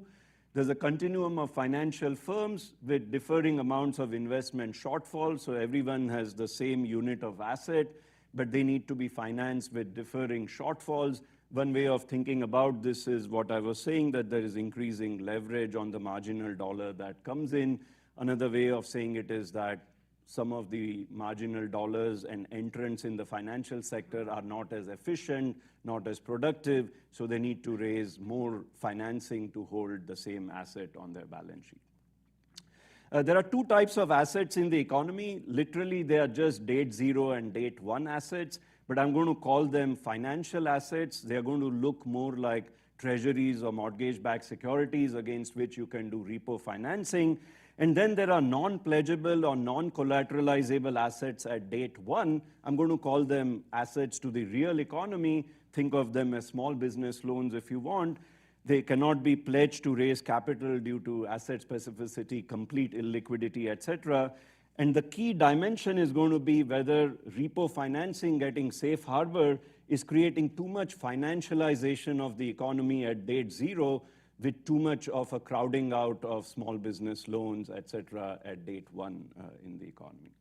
Okay, so the structure is the following. So these financial assets, they have some uncertainty about them. There's a state of the world theta that's going to be an aggregate risk. It's going to be realized with some uncertainty, so theta can be high or low later on. But right now, just think about theta as the quality of that financial assets that used for repo financing. With some likelihood, it will yield a high return. Otherwise, there's a small chance that it may give nothing. These loans to small businesses, they are sensitive to the rate at which you lend to them. If you lend to them at a very high rate FR, then endogenously the quality of the loan will get affected through some effort exertion by the borrowers in that real side of the economy. So the intermediaries at date 0 are going to invest in these financial assets. They'll do so with repo financing. It's going to be short term. It has to mature at date 1 and then get rolled over at date 2. There's a way of microfounding the short-termism of this debt. And then we are really then asking the question, how can we microfound this bankruptcy parameter, as I'll explain. Okay? Then there's going to be this aggregate shock theta that's going to materialize at date 1 minus. So you get some signal about the state of the economy. That's going to be just before date 1. And that's going to affect the rollover capacity of the underlying repo collateral at date 1. Okay? And simultaneously, there's going to be a demand for loans from the real economy at that date. So the financial assets are going to go in the secondary markets at some price P. The new loans that are made are at some face value FR, and there's going to be some quantity of loans beta that's going to be made to the real economy, and those are the 3 key parameters. What's the price of the financial assets? That's going to determine how much fire sale discount there might be. At what interest rate are new loans going to be made? There's going to be a cross-market arbitrage that's going to discipline the two of them together. But there might also be rationing, and therefore we have to also keep track of the size of that intermediation to the real economy beta at that point. Okay, and as I explained, once these loans are made, there may be some possible asset quality which is endogenous because of efforts of these small entrepreneurs. Yeah. So for the financial assets, are you thinking of treasuries or something riskier? It could be treasuries. I think mortgage-backed securities probably fits it the best because there's a small chance of not going in. But I'm from an emerging market. I think all government securities have a state of zero attached to them as well. It may be very small probability, but I think that's true for the US. We have seen it for the UK. There's some probability that there can be a fiscal scenario, some state of the world that materializes. Maybe I shouldn't be saying this in a Federal Reserve, but I don't know. You can. Okay. Okay, so the key point is that there is this bankruptcy exemption parameter, which is that at date 1, there will be a set of borrowers based on their leverage at date 0 who will not be able to roll over their claims at date 1. It's going to be a function of their leverage. It's going to be a function of the realization of this variable theta. And actually, it's going to be a function of the entire distribution of leverage in the economy because that's going to determine surplus liquidity out there. So we're going to assume that when someone defaults on their repo contract, with probability Q, the money markets can take over the collateral and liquidate it in the secondary markets themselves. Okay? We're going to assume this Q, for simplicity, is idiosyncratic across intermediaries. So basically, in the aggregate, a proportion Q of the defaulted firm's collateral is going to get liquidated. What happens to the 1 minus Q? They are subject to the automatic stay, and they are going to then get a lower payoff, which is just the financing capacity of the asset at that point. Okay, so the model is solved in 3 stages. First, I have to show you what all happens at date 1. Then I have to solve the leverage choices at date 0. And that's going to endogenize the entire leverage distribution in the economy. And then I have to calculate how much surplus is getting created as a function of entry into the financial sector at date 0 and the quantity of intermediation that occurs in the economy in terms of loans to the real economy at date 1. And then how does all of that get affected by this parameter Q, which is the bankruptcy probability? Okay, so that's the exercise. Yes. Just a quick question. Why do you need moral hazard in the loans to the real economy? Yeah, so you'll see that it's probably not entirely necessary. We could just kill that piece if we wanted. You'll see that there's a little bit of micro part of this arbitrage that I find interesting, which is that when the fire sales just start, initially there's no quantity rationing to the real economy. It's going to just show up as tightening of rates. And that itself is going to hurt welfare through the endogenous asset quality impact because higher rates are going to mean poorer effort exertion by the entrepreneurs. Then you will get rationing, quantity rationing at some point. And if you want, you can just focus on that region by saying, listen, the rates are always at the monopolistic rate of each bank. So there's nothing to adjust on the rate dimension and everything happens just through quantity. I don't know, maybe I agree, it's detail, and I think I was thinking last night that maybe there's a simpler way to deliver the model, but yeah. Okay, so let's first go through lenders' decision to roll over their debt at date 1. So in my original paper with Vish, we model a risk shifting problem, which is that there's some risk management required on this underlying book of financial assets, and leveraged intermediaries can basically swing for the fences. Your interim date 1 creditors recognize that if the theta shock is not very good, the quality of the asset has deteriorated, net worth is not very high, and you may gamble for resurrection. So they reduce the refinancing capacity of the asset at that point. But net-net, what it turns out to is that you can simply say that the funding capacity of the asset is rho star, which is equal to theta y, which is the expected cash flow on the asset, minus an illiquidity discount, okay? You can microfound that illiquidity discount through a debt overhang problem, a risk shifting problem, whichever way you like. But what we are going to assume is that there is some discount K in the refinancing capacity of the asset at date one. So, so basically a part of your assets become non-pledgeable because of an agency problem of the borrower at date one. The key is that it manifests when theta becomes low because it's low net worth intermediaries who engage in possible gambling for resurrection. Of course, in the model, that's all off equilibrium. Okay. Households, everything is very standard here. Maybe it's not so crucial, so I'll just go through it quickly. The underlying asset yields some return R. The small businesses or the households have some cost in order to run these assets, which is quadratic. They borrow at a rate FR, so they're going to pick an effort E that's a function of their borrowing rate. And then, that's given by this function.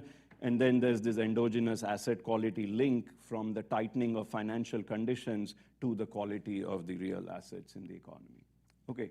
Now, so this interest rate in the model, the way it's written now, plays an important role, which is that if banks could just charge monopolistic interest rates on the loans that are borrowing from then they would just maximize E times FR, and then they would set the interest rate at R over 2 under these assumptions.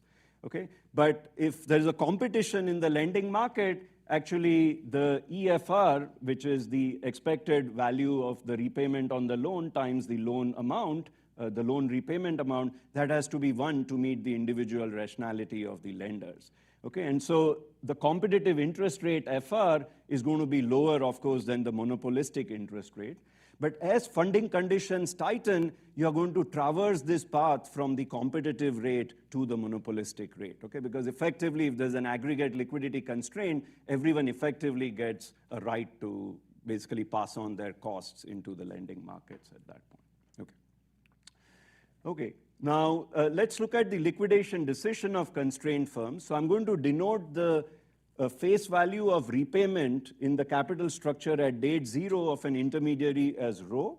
And you can just rank the intermediaries by their leverage. So some of them have rho equal to 0, say it's all equity finance. And some of them have rho which is very high, which is that they need a lot of financing in order to set up their firm. Now, rho star is the funding capacity of the asset in the rollover market, which was that theta y minus k term. So firms which have a leverage need to repay at date 1, which is greater than the funding capacity of the asset, are the ones who potentially have a rollover risk problem. Okay? Now, what can they do?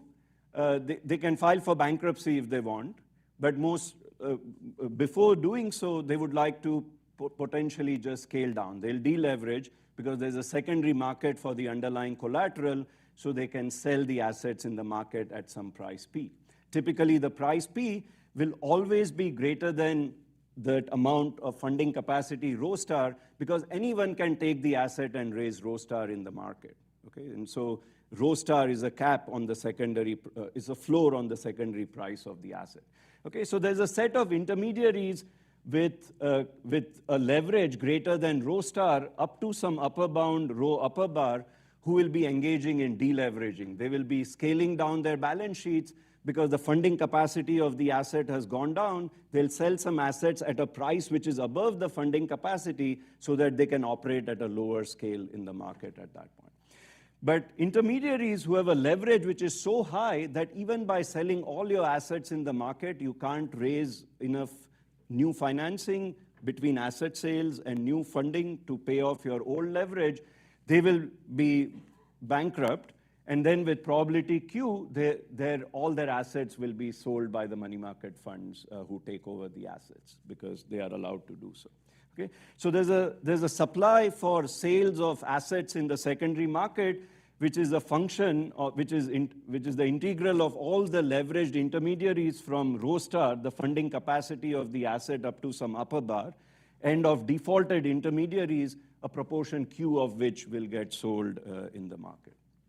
Okay, so, and then how does the market clear? There's a set of intermediaries who have taken on leverage at date 0, which is lower than the funding capacity of the asset rho star, they are surplus liquidity. Okay? They can meet their rho star, the rollover need, and they can actually raise more in the market. So they will be supplying liquidity to the market. In fact, they are the only ones who can also lend to the real loans market. So they have to solve a portfolio problem, which is how much to allocate of their liquidity to the secondary market for the financial asset, how many new loans to make out there. Okay? They will take the face value on the loans as given. It's a competitive market, but when funding is tight in the aggregate, in spite of it being a competitive market, the lending rate will be higher than the unconstrained competitive rate. Okay? What's the budget constraint on their liquidity? If they buy new assets alpha, they can already raise rho star of that in the refinancing market. So they have to only finance P minus rho star from their original balance sheet. They are funding beta of the real loans. Those are not pledgeable, so they have to raise entire of that beta from their balance sheet. And that has to come from the available liquidity, which is rho star minus rho, because they are not very leveraged, so they have some surplus liquidity on their balance sheet. Okay. So then comes the cross-market arbitrage condition. So as I mentioned, this is there in the work of Gromb and Vianos, Diamond and Rajan, and so on. But basically, this condition looks like following, which is that the financial and the real asset markets have to be basically joined at the hip, okay? Because otherwise, intermediaries will just allocate all their liquidity to one versus the other. So when both markets are open, on a unit of asset purchase, the financial intermediaries make the fire sale, which is K, which is the non-pledgeable part of the cash flow. And how much does it cost them to finance it? It's P, which is the secondary price of the asset minus the funding capacity of the asset. Okay? So on each dollar of investment in the financial arbitrage, they make K over P minus rho star. What do they get if they do real loans? They get EFR, which is the expected repayment on the loan. So as long as the market is open, this arbitrage condition has to hold between the two markets. So what's going to happen in the equilibrium of the model that's interesting is that to start with, even if there are fire sales, the market is going to be meeting, the intermediation sector will meet the full demand of loans in the market. Okay? So there's some upper capacity of demand from the real sector, and the intermediaries will meet that. But as soon as there are fire sales, they will start tightening the financing conditions by raising the loan rates to the economy. So, like just think of this as senior loan officer survey telling you that banks are passing on costs because their rollover conditions are tight. Okay. Then at some point, and this is where the rate starts playing a role, as the competitive rate starts getting closer to the monopolistic rate on the bank loan, at some point you can't increase the loan rate any further because you're going to actually deteriorate your payoff. The loan rate is so high that small businesses are not going to run their businesses well at all. At that point, there is no point increasing the rate. You start now channeling liquidity from the real economy into the financial arbitrage. Okay? So there's going to be a region in which the quantity of loans to the real economy is going to be fully met, but it's the loan rate that's going to illustrate the tightening of financial condition, and then it's the loan rate that's going to then simultaneously also pin down the price. And then there's a region in which the loan rate is now fixed because you can't charge more than, say, 15% to a small business, because beyond that, it's a value destroying for the bank itself. And then banks say, okay, now let's just do credit rationing. I'm not going to lend enough to the small business sector because I need to allocate funds to the financial arbitrage. Now, at some point, as the money starts going more and more into the financial sector, and how is that going to play out? That's going to be a comparative static on this theta. The lower is theta, the lower is the funding capacity of the asset. The more and more funds have to go into the financial market, at some point you get a complete credit crunch, and the real sector is just crowded out altogether. All money goes into the financial market at that point. Okay, so you can solve for the market clearing condition. There's a surplus liquidity on the balance sheet of intermediaries whose leverage is from rho min up to the funding capacity of the underlying assets.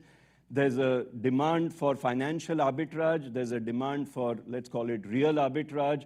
The sum of the two has to be met by the surplus liquidity condition, and that pins down the price of the asset, which is always equal to the funding liquidity of the asset plus how much cash there is in the market, how much aggregate liquidity there is in the market. Okay, so this is like an Allen and Gale kind of cash in the market pricing condition. It says that the market price, which is the market price of the asset, is the funding liquidity of the asset plus whatever is the demand for buying these assets from surplus intermediaries. Okay, now as you can see, it depends upon how much of the surplus liquidity is going to the real economy. Okay, so the price of the financial asset depends upon aggregate surplus liquidity, but how much of that is going away into making loans to the real economy.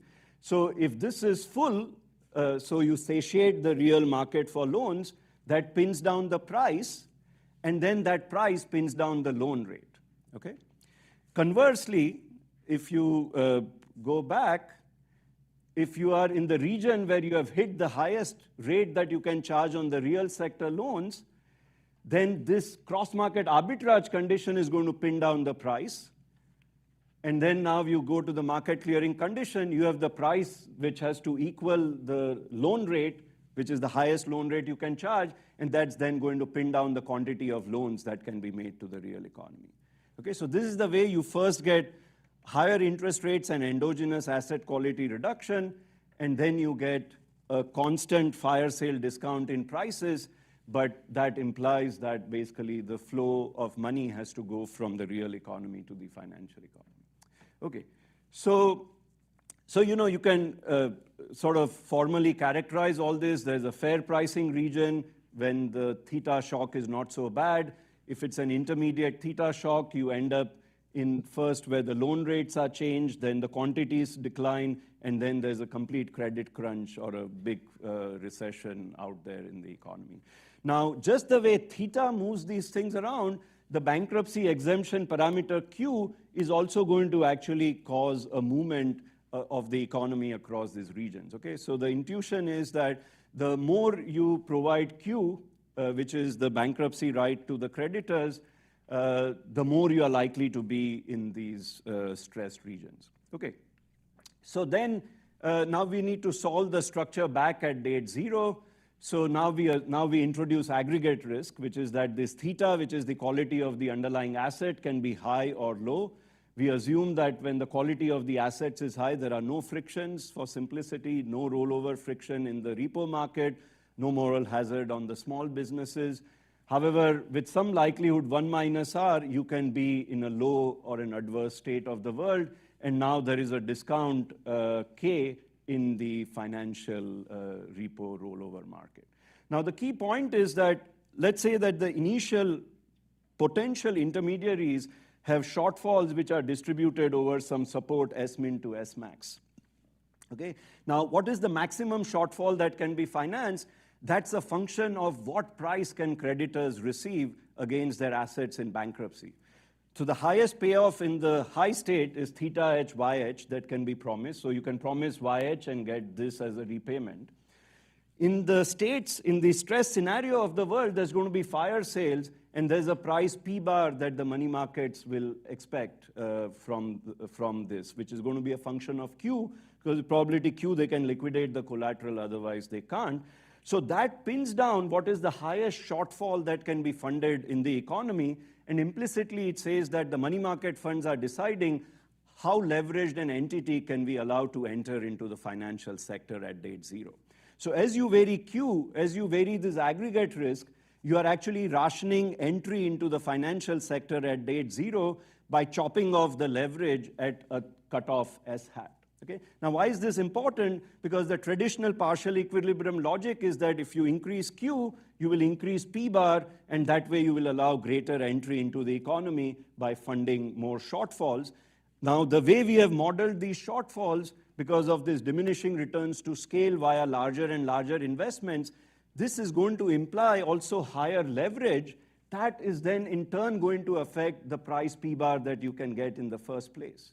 Because if leverage is very high, more people will be demanding liquidations in the economy. Okay? So what's interesting in the model is that the distribution of leverage at date 0 is endogenous to all these parameters and endogenous as an industry equilibrium, as in the work of Schleifer-Vishny, for example. Okay, so I think none of this is terribly important. So we have to truncate the support of the distribution, not over the full distribution of original shortfalls, but only to those leveraged intermediaries who can enter the economy at date 0. Okay? And then you get the main result. You can calculate the surplus on the loans at date 1. So that's the loan per household or small business.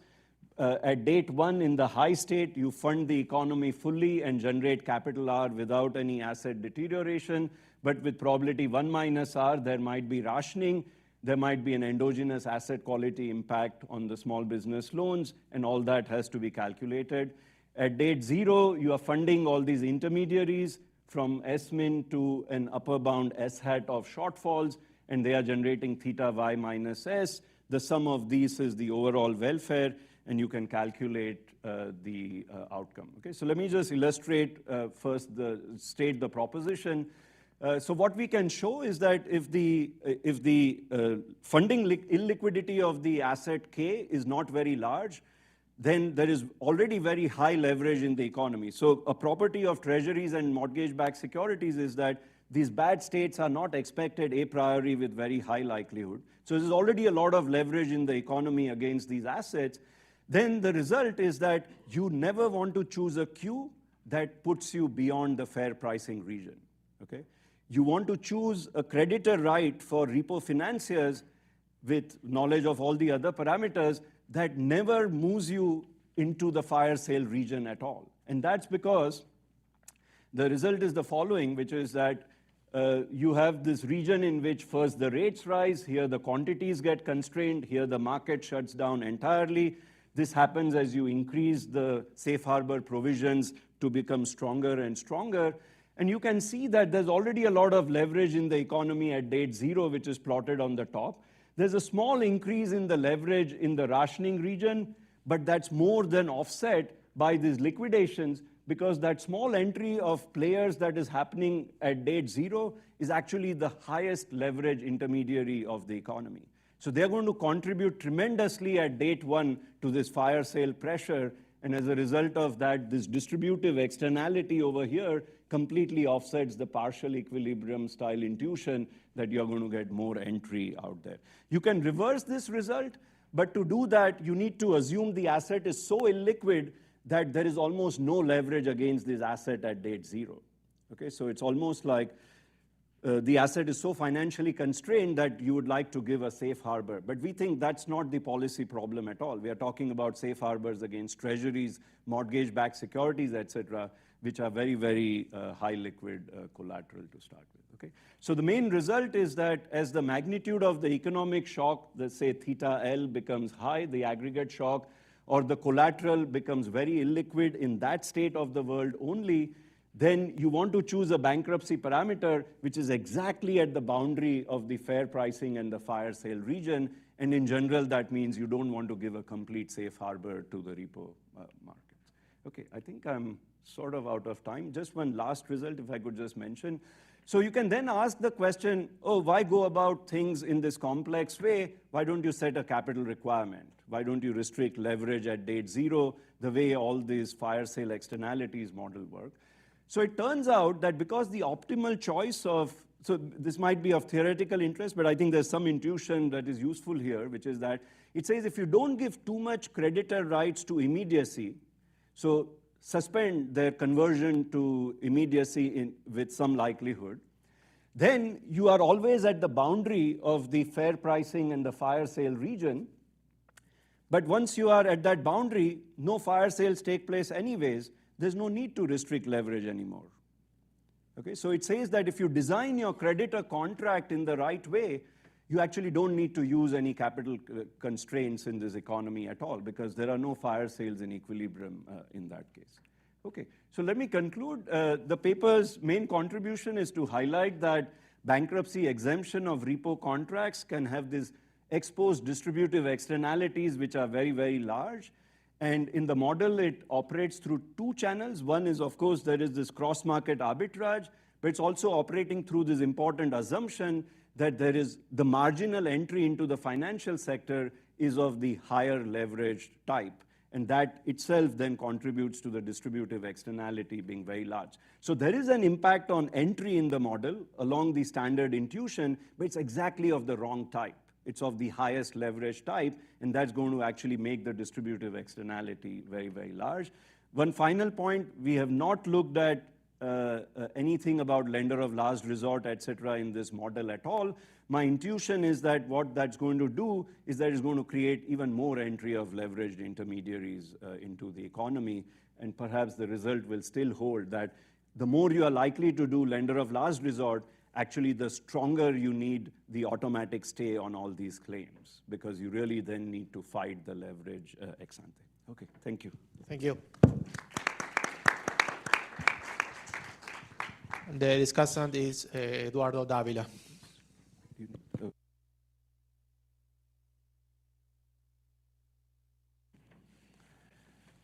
All right. Well, first of all, let me say this seems like a great initiative, and I'm really, really excited to be here in the first edition. And let me thank the organizers for giving me the chance to read carefully Viral's paper. So just for those of you who are not want to be reminded of what is a repo contract, it's a very short-term collateralized credit. Okay, as Viral explained, it's a bit of an unusual way to do collateralized credit, because when you do a repo contract, what you do is if you have a financial asset, what you do is you transfer it to your lender, you get cash, and then tomorrow you commit to buy back.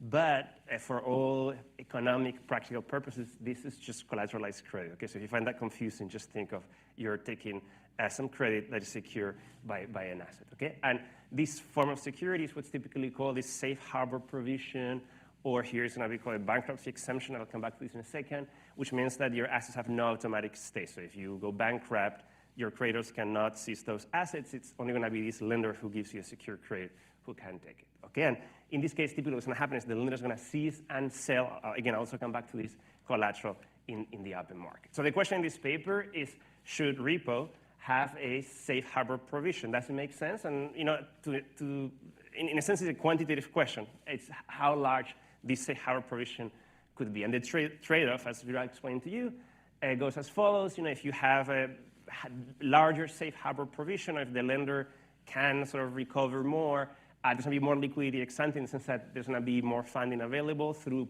standard pricing mechanisms. So the lenders recover more, so they offer better credit conditions, or credit is cheaper ex ante. And expose, the key mechanism in the paper comes to these liquidations. Okay, so if you have this safe harbor provision, then if there's a bankruptcy, the lenders will have these assets, and then they will sell them, and then it's going to generate a kind of standard fire sale. And in the model, it's going to generate less investment down the road, because these other resources are not going to be used to investment. They're going to be used to buy these fire sale assets. Let me say, overall, I think it's a really, really important question. As you saw, it's a carefully crafted model. I enjoyed reading also Viral's earlier work on some of these issues, and I really captured some of the very first order trade-offs. So a high-level summary, as consistent with Viral said, is you solve the model in two parts. It's a simple, it's a three-period model, very basic. Date one, you're going to focus on how default takes place. You model the distress sale, and then you have this new loan origination. Then you go back to date zero. In Viral's model, investment is very simple. So it's really a borrowing or a leverage decision. And then sort of the meat of the paper occurs when you look at an ex-ante welfare analysis exercise. Okay, so we're going to have one key parameter, Q, is this safe harbor parameter. And as I'm going to show you in a second, we're just going to move it. Okay, so in the real world right now, we have Q equals 1. So we have safe harbor. And sort of the thought experiment, the counterfactual, is what if we move it from Q equals 1 to Q equals 0? What happens? Does welfare go up or down? Okay, and the way it's modeled is this probability of sort of not renegotiating. So in the model, once you default, if Q is 1, you sort of immediately renegotiate, and then there's no sale. And if Q is 0, then you have the sale right away. So that's sort of the way it's modeled. So I'm going to sprinkle a few remarks on all my slides. I love the smooth policy. I love the Q, because it's going to allow us to do things differentially. It's going to be very clear where the effects are. When I teach these things, I would say this is great. So smooth is great. Second, I'm going to come back a little bit about how we model this Q. Honestly, before I read the paper, I didn't think about this renegotiating probability. I thought about more like going from secure to unsecured credit, and I'm going to show you a little bit more how I will think about it in a slightly different way in a second. I think this is the picture that really summarizes everything. As you saw, I mean, there's a lot of pieces, and Viral went in quite a good amount of detail into a lot of them. But this is really, the first picture gives you this date 0 surplus. The second picture gives you the date 1 surplus. And then if you add them up together, you're going to get the one at the bottom. And the date 0 is this notion that more credit can be extended early on. Date 1 is this notion that, as safe harbor gets bigger and bigger, there's going to be more liquidations. Let me just highlight that on the x-axis, we have this Q variable. Okay, so right now, the real world is Q equals 1. And then you can think about us moving to the left. And then, I don't know if it's a bit hard to see, but this is the part that's sort of what the paper is about. I'm going to zoom it. You see the peak over there. That's the result. I mean, I think that's the key result of the paper, which Viral showed you actually analytically, which is like, you want to be, can I go back? Yes. You have all these regions, but in the first dotted line to the right, you enter into the fire sale world, okay? And the key result of the paper is that you want to be exactly there, you see, in that peak. That is really, it's a bit hard to see because of the numbers, but that's really this is a theoretical result, and you show it. I won't call this a calibration in this illustration of the paper, and I mean, that's really what the paper does. Now, what is the bottom line? Our status quo is Q equals 1. Again, I don't want to take the numbers seriously. I want to say a bit of the message of the paper is that the number should be much lower. Okay, let's not focus on 0.15, could be small. And the message really is that the paper has the main message is like, you really want to set this Q, you want to have the safe harbor all the way to the point where there's no fire sale whatsoever. Okay, so bottom line will be to a policymaker, one will say, figure out the number that gives you never a fire sale, that's the number you should be setting. I think that's, in a sense, this kind of the one-line version of what the paper is trying to say. I'm sorry, I want to move forward. Okay, so I mean, these are all first-order trade-offs. I think we all agree with that. And to me, I mean, this paper has more of a sort of quantitative flavor in the sense that at the end of the day, this really becomes a quantitative trade-off, okay? And I think what the paper, I mean, it doesn't have to be this paper, but I think where the next step in this question for the repo market is towards quantification. So what I'm going to do in the next few slides, I'm going to derive a related but slightly different version of what Viral is trying to do, and I'm going to give you a little framework that allows us to push this question towards the question of what we need to measure to answer this question, okay? And it's built on some of earlier work that I've done. I think a number of you may know that paper, but it's really trying to tell, I'm going to end up saying that the response of the repo rate to things is going to be really important. I'm going to kind of try to argue why that's going to have a lot of information to answer quantitatively the question that sort of Viral is posing in the paper, okay? Another remark I want to make is, and I think Viral pointed this out in the talk, it's not so much in the paper. There's a large analogy to the question of consumer bankruptcy here. I know Dean is there, for example, and this is a literature that has started more theoretical and had like this very big quantitative work. And there's a very similar trade-off in this kind of literature. Okay, I want to highlight the following. When we say bankruptcy exemption in the personal case, it means exactly the opposite when you mean here. There is like if you have an exemption that is higher, the lenders get to recover less. In this repo world, the way it's used is exactly the opposite. But the trade-off is very similar. So if you make lender recoverability, whatever that means higher, in the standard bankruptcy case, you're going to have more borrowing and cheaper rates for lenders. And then in the other case, you're going to have typically kind of less insurance. You lose some state contingency exposed. Now, the analogy is a little bit imperfect in the sense that this literature is mostly based on unsecured credit, and we're talking about secure credit, but I want to talk about this in a second. The other literature is a little more about risk sharing, and this is about investment efficiency. But I really think, overall, there should be a little bit more connection. Okay? This is the international work, but that's a little bit different because there you don't get to choose these things so easily. That's more like self-enforcing than this kind of work. So that's sort of something that, to me, it was very, very, very clear there was a deep connection. So let me just walk you through my version of the model. I'm going to just, it's going to be very simple, few equations. I think what Viral did, and then what I'm going to do is I'm going to show you one environment, and then I'm going to tell you how to do this welfare assessment and what it depends on. And then I'm just going to give you a few final comments, okay? So my environment's going to have a bunch of risk-neutral borrowers, and they're going to choose borrowing at date 0 and default at date 1. That's kind of the two basic decisions you need to take here. That's the budget constraint. They have some N is some initial net worth. they can eat or invest, and then they're going to raise some funds. This Q function, let me call it a pricing function or credit surface. My colleague John G will kill me if I don't say the word, so that's why you put over there. And then at day one, you have these borrowers. What is their consumption? Well, if they're going to take the capital, they're going to invest, they're going to get some return on the investment. The S is going to be the state of nature. It's like a state here. And then if they repay, they get that. And then if they default, I'm going to assume they get nothing. And at day two, their payoffs are going to be, well, if they repay, they're going to get the asset back. I wrote the asset AI in gray because it's at the beginning, it really doesn't matter. But kind of the whole point is that if you repay this B1, you're going to get your asset back. That's the whole point of the repo contract. And if you default, you will potentially have to pay back what you have. Okay, this is it. I think it's kind of a very simple version of how you can write the repo contract. Now, how the default takes place depends a little bit on the assumptions that I make. Could be a liquidity default or not, but there's going to be some condition. You can see right away that if S is sufficiently low, there's going to be a forced default here right away. So it doesn't really matter for what I'm trying to say. I say there's going to be some region in which there's default here, and then we can have slightly different assumptions. So this is the model that I have in mind. And what is critical here are the lenders. Okay, so what I'm writing here is this pricing scale that the lenders are going to set. This is, remember, what you can see up there. That's the funds raised function that I told you. And this is going to depend on three things. So if there's repayment, well, you have here the expectation of B1, which is the amount of debt, so that's going to be priced. And then this is kind of the meat of the paper. I'm going to use H instead of Q because Q is sometimes used for other things here. So H means for me harbor. Okay, so high H means more safe harbor. And the way I would like to think about modeling this is to say, well, look, if H is 1, we have, those are the payoffs that go to the lenders, and that looks like collateralized credit. Let me walk you through the notation because it's a little bit messy. So it's P of parentheses times A. So P times A is price times quantity. That's typically what we have when we look at collateralized credit payoffs in case of default.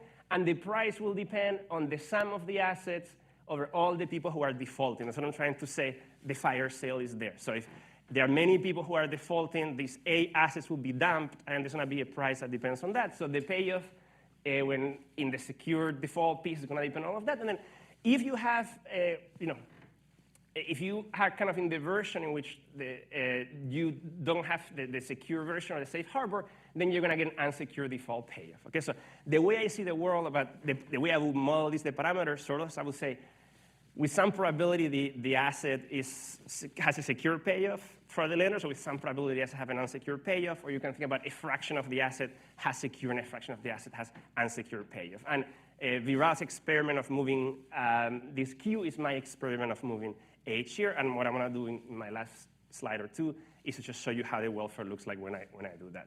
Okay, I wanted to say that this P function, we can build it from outside investors. Viral did it in his paper. There are different ways in which you can do it. This is the whole fire sale literature. You get this downward sloping demands, but there are different ways in which you can do it. All right, so this is my last slide with math, and then I just make the comments, okay? Perfect. So how does welfare change when I change this parameter? Well, in this model, if you assume the lenders are risk neutral, you can forget about them, so I can focus on the welfare of the borrowers. And you do a little bit of envelope theorem. I'm going to spare you the envelope theorem here. You're going to get two things. The first thing is what is sort of holding fixed everybody's borrowing decisions, how this pricing function changes. And if you were to go through the steps a little bit, this is essentially going to be the difference between these two payoffs, essentially. So the payoff, you can kind of take the derivative in your head on the H, is the difference between that object and that object, okay? That's going to be typically, it's going to be typically positive. And this is the whole effect of you can raise more in the collateralized version. So if I do a contract that is more collateralized, I'm going to be able to raise more, and then there's going to be cheaper credit. And then this is the whole externality thing. In my derivations, there's all this VII there in the default region. Okay, and those are where the externalities are. Those coming through the prices. So if you, I'm sorry again with this thing. If you go through a little steps, you're going to get that the other term that survives is the sum over the people. This is for agent I. The change in the welfare of agent I has to do with what everybody else is doing with their borrowing decisions. And this is what's really working through the prices and through the externalities. And this is typically what's going to be negative. So this is kind of my simple version of Viral's point. Now, I want to make two small remarks. So the papers focus on the liquidations of the collateral. They could also be, the capital could also be liquidated. So it could be like more externalities if we want. And this is coming through the investment. And I'm missing a bunch of other forces here. So rollover is something that I think is not quite in the paper, but a lot of the repo issues have a rollover component. This connects a little bit to some stuff that Manuel and Javier have been doing and how prices enter default decisions. There could be also difference in valuations. We're assuming risk neutrality, but again, if you think through, for example, consumer bankruptcy, a lot of the difference come from different valuations are also there. But the broader point I wanted to make is like, if you look at those equations that I have there, this Q function, this repo rate function, has a lot of information to answer the welfare question. Okay, so if I were like a clever empiricist with access to the repo data, which I believe is not that hard, I would be looking at some of these objects and try to build in and see how important they are. I see Arvin nodding. I think he's done a lot of empirical work on this, so that would be useful. So in my last, I'm probably out of time, 1 minute, let me say a few questions. The broader question is, should financial contracts be collateralized or not? Not just repo. So I think for me personally, for this research agenda, I would like to have an answer of the form, for which assets do we want to have collateralized or not collateralized contracts? And I think Viral tries to give an answer to this. It's just kind of one application, but I think this is the really big question. And I don't think I could give you an answer on the spot. Second, I think this is also really important. The paper connects 100% seizing collateral with liquidating collateral. And my model too, by the way. But I think one could think about a world in which like we separate the seizing from the liquidating. So I'm just thinking of a contract of the form, there's safe harbor in the sense that the asset is yours, but you don't get to liquidate it for like 30 days or 60 days. And I think that might ameliorate some of the things. And it's not something I've seen proposed, but maybe that's something that comes right away once you think through the logic of this, okay? And if it's treasuries, I don't think it's such a big deal in terms of pricing because they're treasuries after all. And I think I'm out of time, so let me just look at the last point, which is I think we're all just some empirical papers. I'm not sure how big the fire sales are in the collateral of treasuries, how, it's a very liquid market. So I thought that maybe some of the MBS or the other less liquid contracts this seems to be more important there, but that's like a smaller point. Let me skip the last point. So I think I'm out of time, so let me say, really interesting analysis, a very important question. Very clear for sort of trade-offs. I think the frontier in the question is a little bit more pushing more to heuristic quantification. I mean, I hinted at a way to do it and looking at repo rates and how they vary with different things, either directly on the data or maybe with them all. And yeah, and I think the big question of what should be collateralized, what shouldn't be, is still not fully answered. Thank you. Thank you, Eduardo.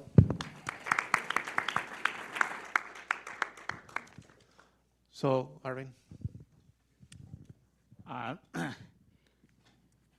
Two questions which I think are related. One, Viral, if I understood your last comment, it is that once you have the optimal bankruptcy exemption, there's no more room for a leverage requirement. But I presume it also means that if you could implement the same thing with the leverage requirement without a bankruptcy exemption, you can clarify that. Now, I wonder if here's a way to break the tie, which is one thing that's missing in your model, which I think is actually quite important in the world, is that the repo exemption allows the collateral to be repledged. There's like a very important part of the repo market is that I lend to you, I get the collateral, I take the collateral, I pass it on to somebody else. This is the rehypothecation thing, which basically makes treasuries a kind of a form of circulating money. It also, another important aspect of the bankruptcy exemption is that it gives lenders the right to substitute collateral, right? Like I borrow against 5-year treasuries and I say, no, really, I want to borrow against 10-year treasuries. I take the 5-year treasuries, put them away, give you 10-year treasuries. The contracts are designed to allow you to do that. So there's a whole collection of activities that exemption allows, which is not present in your model. In your model, it's just really just collateralized borrowing. Anyway, so it feels like that breaks the tie, and then it suggests like maybe the right thing to do is leverage requirements and keep the bankruptcy exemption.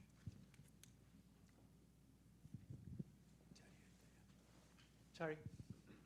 Yeah, so a couple of things. One of them is a little bit of a follow-up on what Arvind was saying. I'm trying to understand why you get such a sharp result that you go so far and no further.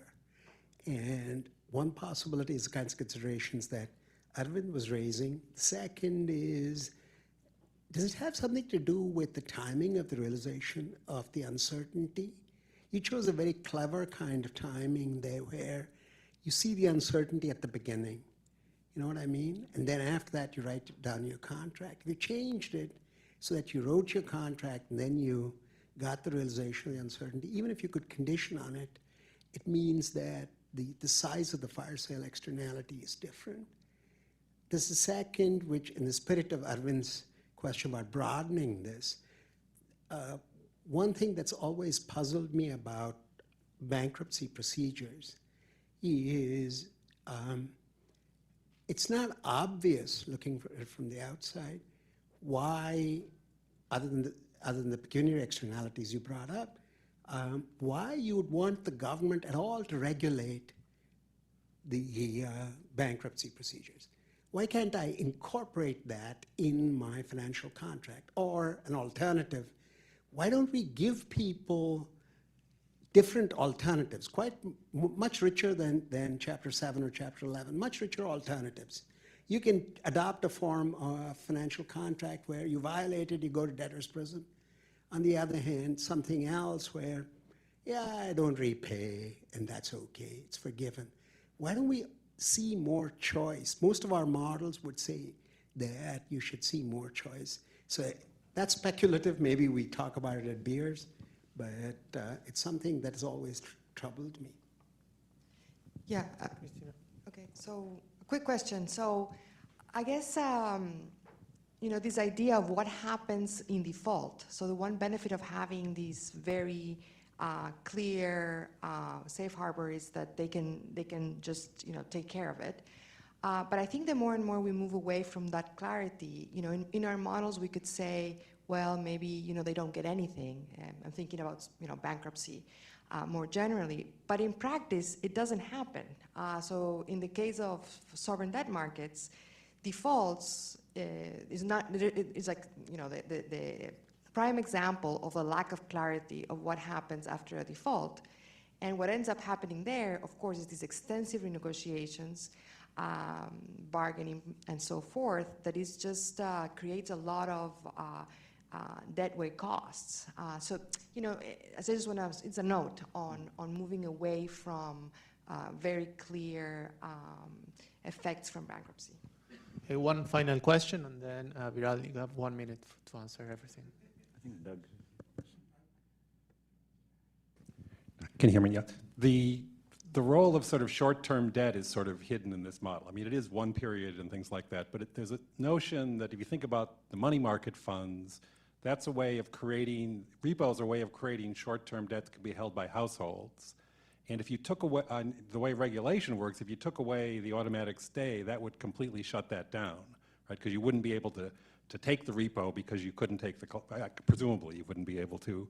So I'm wondering if, in some sense, some of this is related to sort of private sector liquidity creation, competing with the government and competing with banks and things like that, and whether you could think about that as an important margin. Viral? Yeah, no, great questions and great discussion, Eduardo. So I fully agree. I think we should do some quantification. We've just started understanding the sufficient condition for this result to hold a little bit more deeply. It turns out it's a very weak sufficient condition, so we are trying to strengthen it. But I think your decomposition is very, very interesting. Just one point I wanted to make on this seizing versus liquidating is that in a way, what the model is implicitly saying is that maybe the insiders of the industry, which is other financial intermediaries who are surplus, are the best owners of these assets.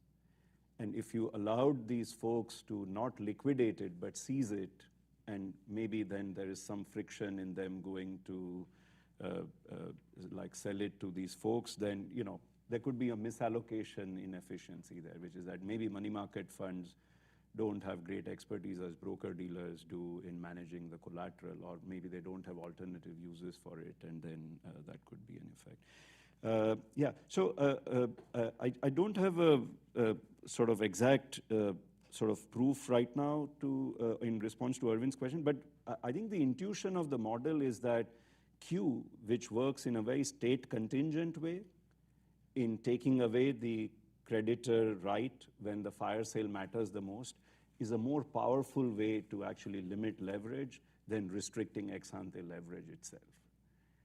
Maybe we should stress this aspect a little bit more, that it's not just that once you are at optimal Q, you don't want to change anything. It's actually the case that restrictions on Q are a better way to implement efficient welfare than the capital requirement itself. Yeah, I fully agree about the repledging, the creation of money. I think it links a little bit to Doug's question as well. So I think that's sort of maybe a little bit of an elephant in the room, which is, did safe harbor actually make all these things possible? What it does in the model is that it does make it possible because it allows, through this expectation of a higher price, greater funding ex ante. But the model just maybe, to put the model not so starkly, I would say that maybe there's a leverage counterpoint to that creation of money, which of course a lot of the literature like Stein is pointing out that maybe creation of money creates these problems because then we lever it up. And maybe, as I was saying, if I was self-critical, I didn't need to write down this model. Maybe Stein's intuition sort of carries through that you will get excess leverage if you're trying to create money-like contracts. And maybe that's what we are documenting as well. So I think there was a question by Chari on why not regulate bankruptcy procedures. So yeah, I think that's an interesting question. I think it's almost a little bit of a historical question as well, which is the need to regulate leverage really come about because we are now willing to create. I think I was getting at this in the end towards the LOLR discussion, which is, we had unlimited liability in banking, for example. Bankers were willing to say, oh, I'm willing to set aside money to dip into my pockets when I will be bankrupt. So I'll go beyond my limited liability. And the question is, why did that disappear? Banks used to hold a lot of capital and liquidity. So my favorite example is that when the accounts of banks came out, bankers would stand outside branches showing depositors, oh, I have very high capital, very high liquidity, why don't you come to me? But we don't do that anymore, and the question is, why has all this gotten crowded out? But I think our model probably can't answer that. Okay, Yeah. I should stop. Thank you very much. Thank you so much. Yeah. Got a break now, Okay. 10 minutes.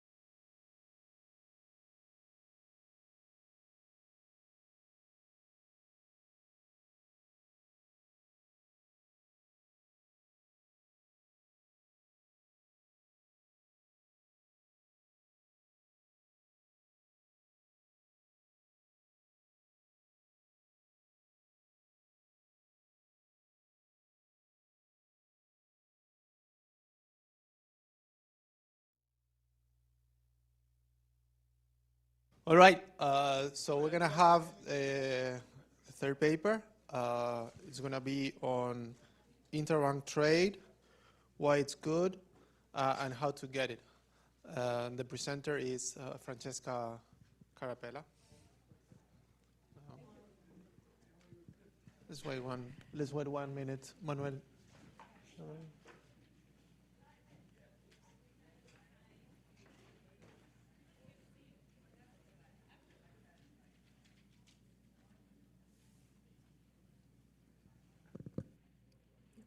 Well, first, I'd like to thank the organizers for inviting me to present this paper at such an exciting conference. And I'm always happy to be back in Minneapolis, as I was mentioning earlier. This paper is joint with Garth Boffman, who is also at the board, and so the usual disclaimer applies. The motivation for the paper is given by the fact that a key objective for central banks is to provide the economy with the necessary liquidity to achieve their mandates. Given that observation, the objective of this paper is to analyze the tools for providing such liquidity in unsecured interbank markets, such as the federal fund markets. Now, the tools employed by a central bank to provide liquidity are the tools employed to conduct monetary policy, and they're usually known as monetary policy implementation framework. The fact that the nature of this interbank market is unsecured is important because in unsecured markets, an agent can't be forced to repay his debt, but it must be in his best interest to do so. And this gives rise to borrowing subject to an endogenous limited commitment constraint, which I'll discuss at length. So with that in mind, our analysis delivers two results. The first is that if central banks run a floor system, then interbank trade collapses. But it does so not because banks do not want to borrow. It does so because banks are unable to borrow given the fact that in equilibrium, the endogenous borrowing limit collapses to zero. A floor system is an equilibrium where the interbank market rate equals the remuneration rate on reserves, and I'll describe that in detail. The economic mechanism behind this result lays in the endogenous nature of the borrowing limit, which is similar to P and Levine. So agents preserve access to interbank markets if and only if they plan to honor their obligations. Access to the market is valuable because it allows agents to reshuffle liquidity after they experience a liquidity shock. So collectively, as a group, ensuring that liquidity shock allows them to carry over fewer balances intertemporally. Instead, agents without market access need to self-insure, and they do so by carrying reserves intertemporally.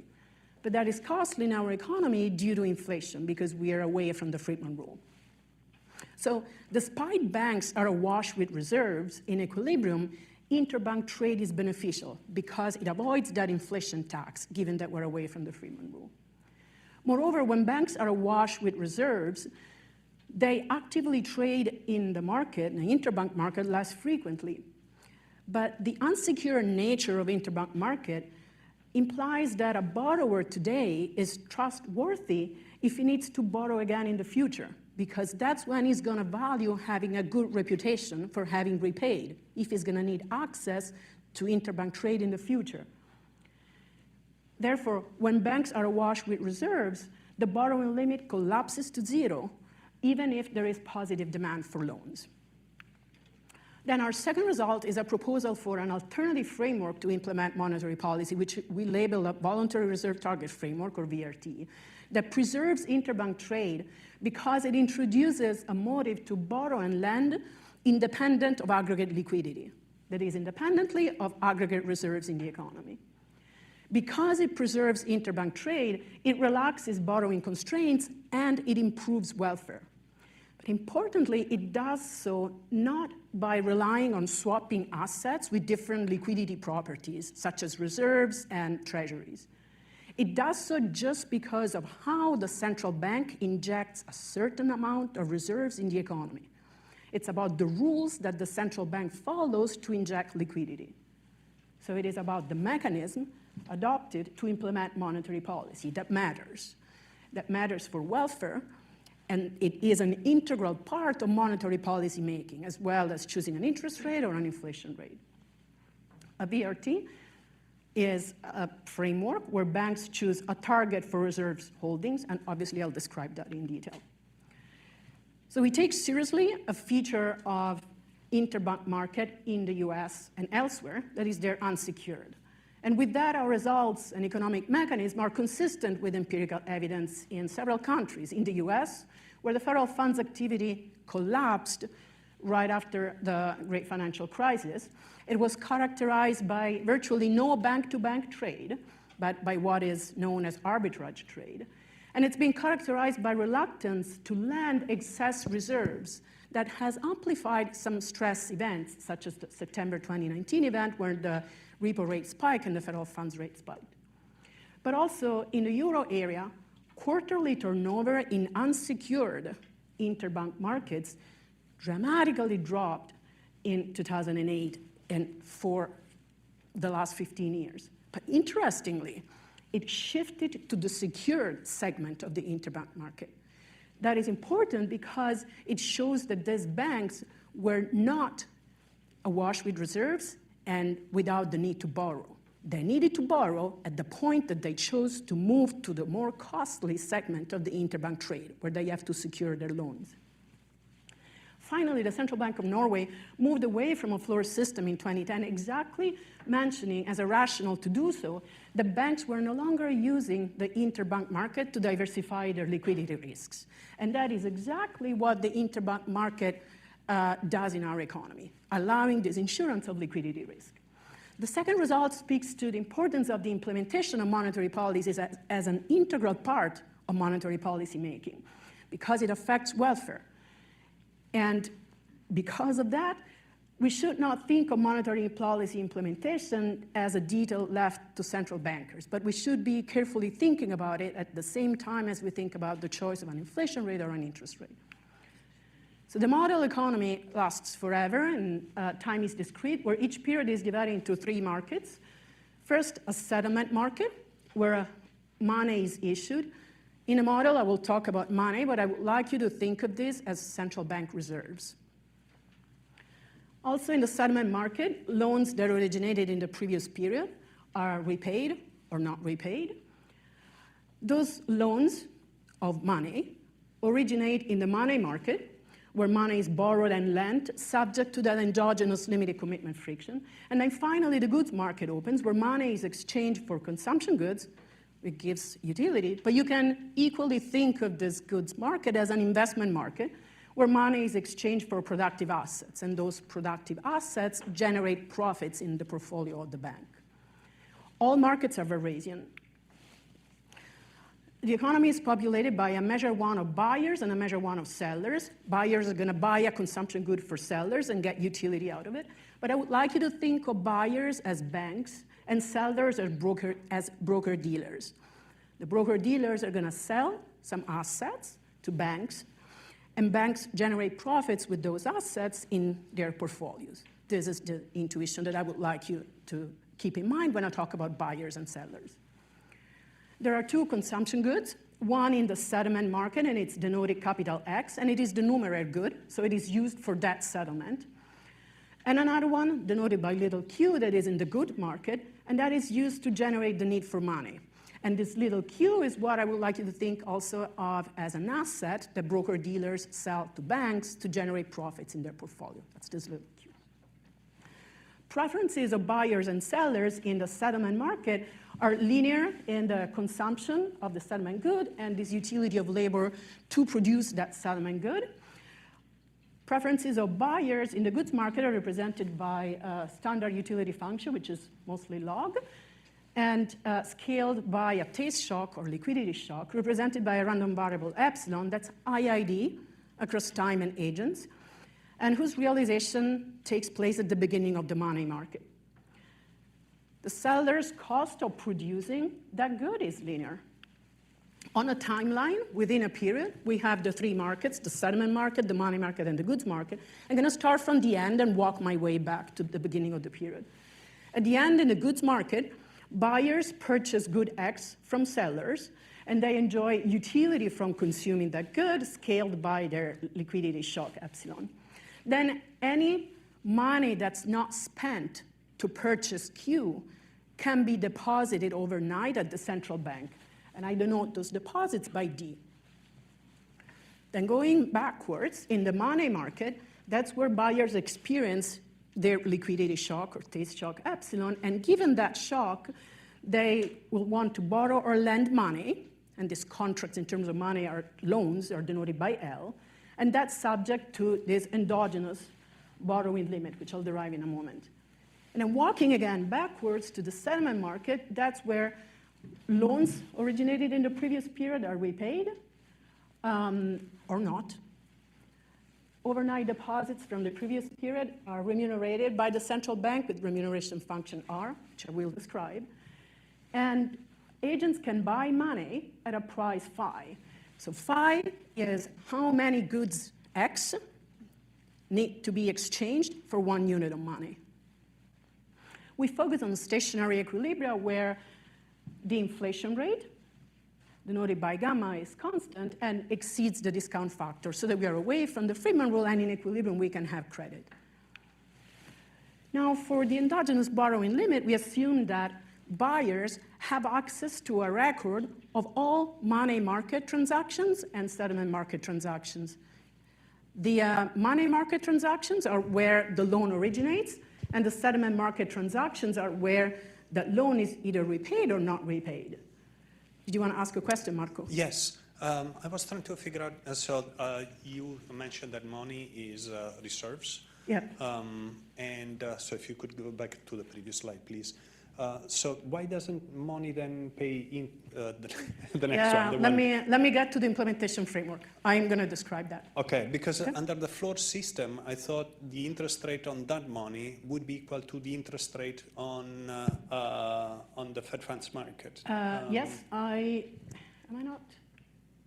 Yeah, I thought, let me say, yeah, that's what I think, yeah, that's what I highlighted exactly at the beginning. Okay. And I will formalize that. Okay. So, so let's go back to the endogenous borrowing limit. We have this record of all money market and settlement market transactions. Those are the transactions where the loan originates and the loan either gets repaid or not. And we focus on equilibria where the off-path punishment is being cut out of money markets. And we call those agents who would be cut out of money markets autarchs. Autarchs can still consume in the goods market, but because they have no access to the money market, in order to do so, they need to hold money to make that purchase. Instead, buyers with access to the money market can borrow in the money market at most what makes them indifferent between repaying and defaulting on that loan. By default, here we mean failure to settle, to repay that counterparty at a specific time. So what are known as settlement failures, and we can talk about that later, about the data and what we know about it. So it is not necessarily bankruptcy filing. So the payoff from repaying is given by the cost of working to repay nominal loans L cum interest, 1 over rho L, at price phi, because you have to work to get X units of good for each unit of money you want to pay to repay that loan. And your continuation value for being in good standing, having a good reputation, is VB, for being a buyer. If you do not repay your loan, you have a continuation value VA for autarky, because you're cut out of money markets. We can rearrange this constraint by letting B denote the nominal borrowing limit, that is just the difference between the value of repaying and defaulting scaled by the price level, so that we have a simple endogenous borrowing constraint. So in terms of implementation frameworks and reserves and remuneration, Marco, we start from a benchmark that is our VRT. Its elements are a target T that is chosen by agents and exogenous policy rates, rho T for remuneration of reserves up to the target, rho E in excess of the targets, and rho P that is the penalty for missing the target. Then we consider a flat rate remuneration schedule, that is a little bit what we have at the moment, that is a special case of a VRT because there is no difference between the remuneration rate up to the target and in excess of the target. They're all the same, and there's no penalty at all. Then a floor system is an equilibrium that is a special case of the flat rate when the money market rate, rho L, equals the policy rate, the remuneration rate on overnight deposits at the central bank. And we'll discuss that. So in terms of actions and events for the remuneration of reserves, at the beginning of the settlement market, before entering the money market, agents announce their target choice. So before they know their epsilon shock, they choose a target. The central bank then takes overnight deposits at the end of the goods market and remunerates them in the following settlement market, so that given a choice of target and deposits are, the remuneration function is such that reserves up to the target are remunerated at a rate 1 over rho T. Any deposits in excess of the target are remunerated at a rate 1 over rho E. And any shortage of reserves with respect to the targets are charged a penalty rate 1 over rho P. Now, these rho's are the inverse of the rates, and it's just mathematically cleaner to work with them. On a diagram, we can see that remuneration of deposits at the central bank with the deposits or reserves on the x-axis and the remuneration function of the y-axis. So given a target T, any deposits up to the target receive remuneration RT, but also because they forgo the penalty rate, effectively they also earn RP. If agents fail to meet the target at all, then they're charged the penalty rate on the entirety of their target chosen. Any deposits in excess of the target earn RE. With a flat rate remuneration schedule, this diagram looks like a straight line coming out of the origin because it's just remuneration of reserves balances, and that's it. Then the value of an agent entering the period with targets chosen in the previous period and a portfolio of loans and deposits coming from the previous period is to choose how much money M to carry within this period, their choice of targets for this period, and their settlement market consumption and labor to maximize settlement market consumption net of labor and the expected value of accessing the money and good markets, subject to a budget constraint where purchases of settlement market good and money need to be funded with reserve remuneration by the central bank, net of loan repayments, labor effort to produce the good X, that's income, net of any lump sum tax or transfer that the consolidated government budget constraint may charge. In the money market and goods market, the value of a buyer receiving shock epsilon and having chosen at the beginning, not getting there, targets T, and money holdings M is to choose consumption Q, overnight deposits D, loans L to maximize its utility of consumption scaled by their taste shock epsilon and the present continuation value, subject to a budget constraint that tells us that consumption expenditure plus overnight deposits need to be funded with money and loans, and the endogenous borrowing limits that caps the amount of loans that you can have. For an author, the decision problem is very similar. There are just no loans appearing here because it's cut out of money markets. The policy function for consumption in a VRT can be shown as a function of the liquidity shock epsilon. And in this diagram, I show in black a buyer's consumption allocation and in red the autarch's consumption allocation. They're characterized by endogenous thresholds for this liquidity shock. So if the liquidity shock is very low, below epsilon L, these agents are lenders in the money market. Their taste shock is so low, they don't have value for consumption, they're going to lend in the money market. Between epsilon L and epsilon B, these agents want to consume more, so they borrow in the money market. Their consumption increases with epsilon, and they're not borrowing constrained. Between epsilon above epsilon B, they're borrowing constrained. In particular, between epsilon B and epsilon T, their consumption is flat because they prefer to meet the target. After epsilon t, they start missing the target, but their taste shock is high enough that they prefer to increase their consumption, giving up the target up to the point, epsilon m, where they put everything they have in consumption. They miss the target entirely, and they spend all of their wealth in consumption, and that's why it's all flat. For autarchs, it's exactly the mirror image of that, just with different endogenous thresholds because of the lack of market access. With a flat rate remuneration schedule, the consumption allocation looks very similar. It just has fewer kinks because there is no target investment opportunity. The only reason why they're borrowing constrained or not is, do I want to borrow to eat, to consume, or not? But conceptually, it's the same. So our first result is that in a floor system, no credit is feasible in equilibrium. And again, a floor system is an equilibrium where, of the flat rate remuneration economy, where in equilibrium, the interbank money market rate equals the deposit rate, the remuneration rate on overnight deposits. It is rho E. So when that is true in equilibrium, when rho L equals rho E, then the value of a buyer equals that of an autarch, and the endogenous borrowing limit collapses. Let me highlight that this situation with rho L equals rho E is what has characterized most of the past 15 years in the US.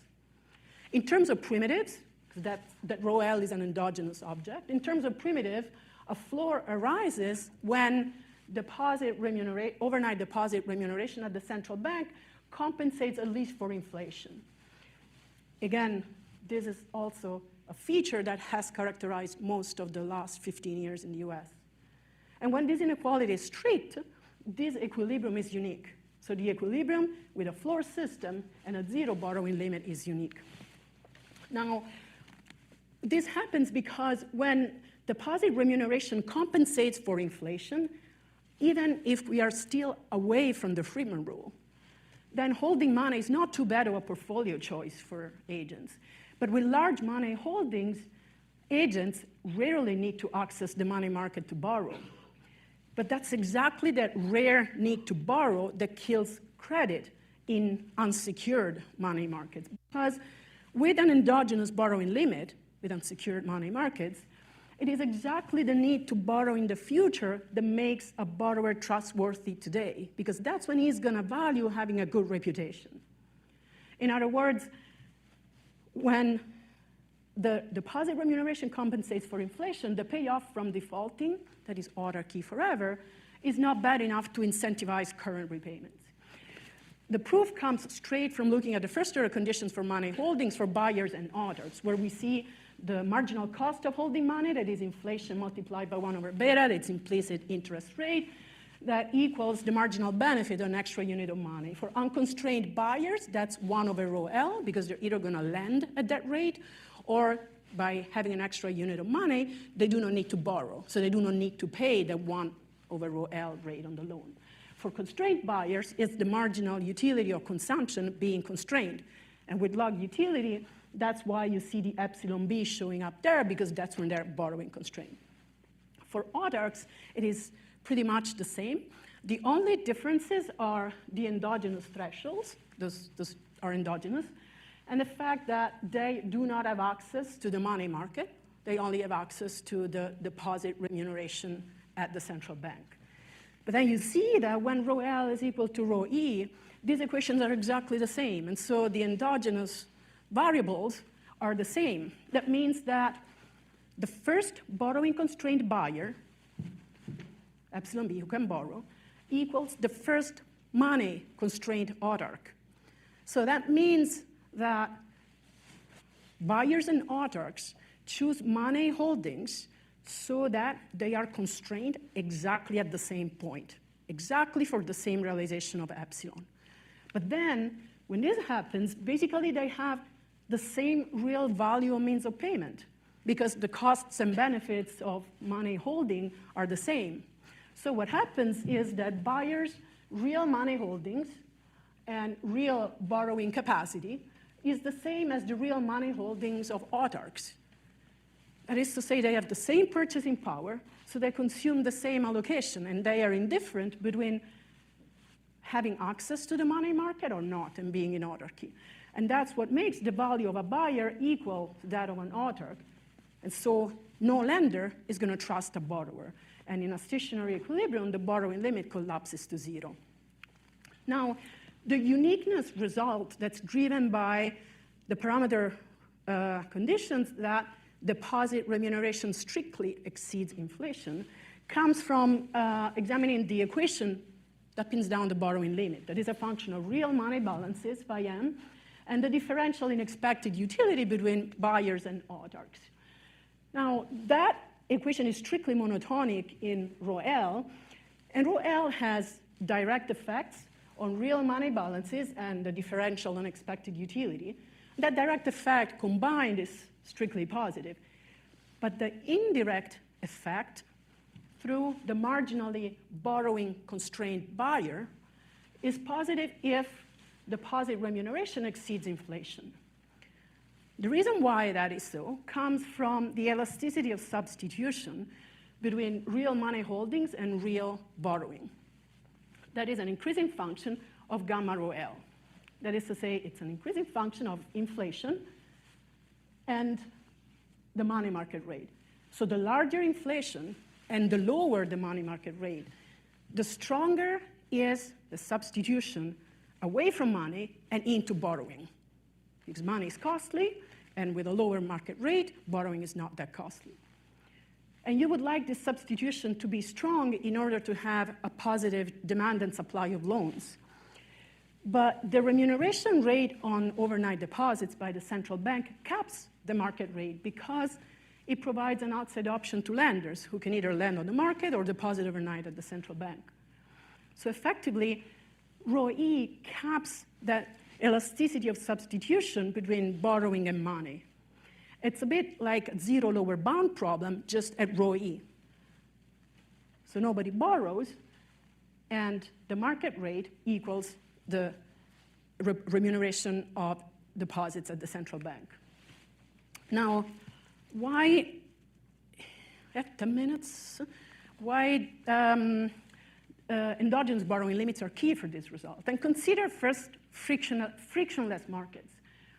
If the money market is at the floor, at the deposit rate, then for lenders, lending and deposit at the central bank yield the same payoff. They're indifferent. But borrowers would be willing to pay 1 over rho L, that is a higher rate than the remuneration on deposits, in order to avoid carrying money balances to the next period, because those money balances depreciate overnight, are subject to the inflation tax.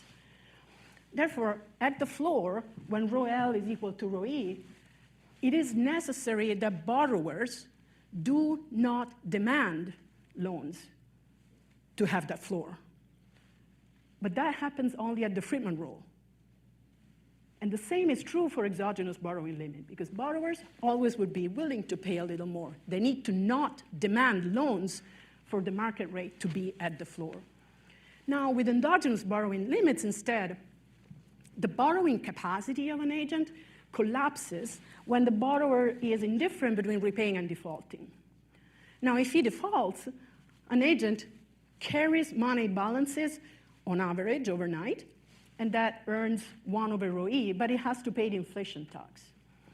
Instead, agents who repay as a group collectively, they carry no excess balances. They just reshuffle more efficiently the liquidity amongst themselves, and so they avoid the inflation tax.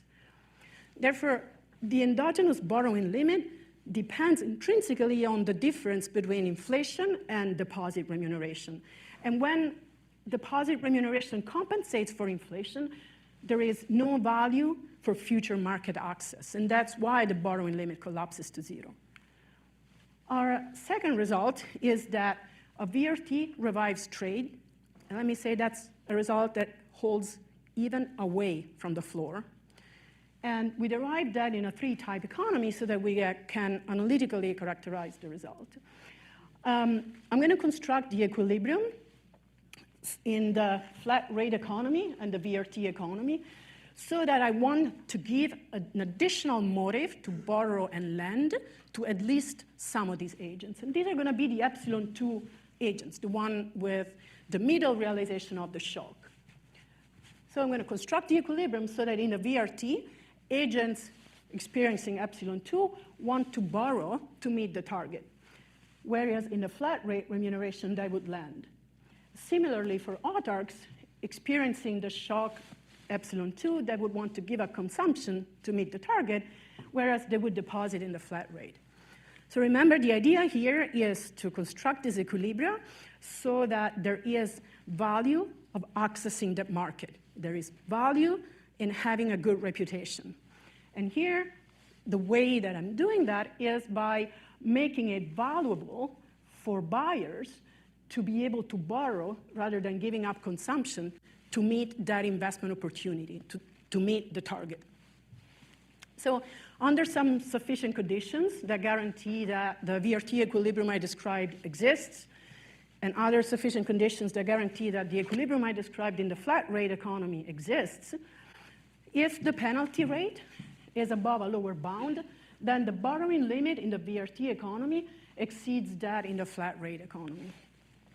And the idea here comes, again, from the equation for the borrowing limit. If we compare that equation in the VRT and the flat rate economy, conceptually, they're similar, with the gap in real money balances between autarchs and buyers and the differential in expected utility. But the difference is that in the VRT, there's now targets that adjust endogenously, and even buyers are going to take advantage of that deposit opportunity wanting to meet the target, whereas before, only autarchs would deposit overnight, whereas buyers would be able to lend because they had access to the market. So to see the role of targets here, fix a flat rate economy, and let's concentrate on the VRT and its key parameters. So the penalty rate affects the choice of targets by agents. That's going to affect endogenous variables, the inverse of the money market rate, and the marginally constrained, borrowing constrained buyer, which in turn affect money holdings and differential in expected utility. So ceteris paribus, with a higher penalty rate, target choices decrease because that's more expensive to miss it. So buyers now are going to need to borrow less, because remember, they were borrowing to meet the target sometimes, but also they want to lend more, exactly because they lowered their target choices. So the market rate decreases, that is to say, rho L increases. And it means that lenders are more willing to consume than to lend, because the lending option was distorting their consumption allocation. And for constrained buyers, it means that the borrowing constraint is relaxed, because rho L, as a inverse of the interest rate, comes straight through the borrowing limit. So in the same diagram denoting the consumption allocation I showed you before, what happens when rho L increases, that is to say, the money market decreases, 1 over rho L, is that the consumption of all these lenders increase, and that the consumption of constrained buyers increase because the borrowing limit increases with the direct effect of rho L. Now, there is also an effect through the endogenous thresholds of borrowing constrained buyers and money constrained autarchs. And ceteris paribus, with a higher penalty rate, both buyers and autarchs reduce their target choices. But this is more so for autarchs because they cannot access the money market. Buyers, instead, they can reshuffle liquidity in their money markets. So they can take advantage of that investment opportunity offered by target remuneration at a lower cost than autarchs, because by reshuffling liquidity collectively, buyers need to bring less money into the next period. And bringing money is costly due to inflation, so they avoid that inflation tax. So that implies that relative to autarchs, buyers become constrained later. So that threshold, endogenous threshold, increases more than it does for autarchs. So buyers are relatively less constrained than autarchs, and that implies that the value of a buyer increases with respect to that of an autarch in a VRT relative to a flat rate. And again, this is true even away from the floor.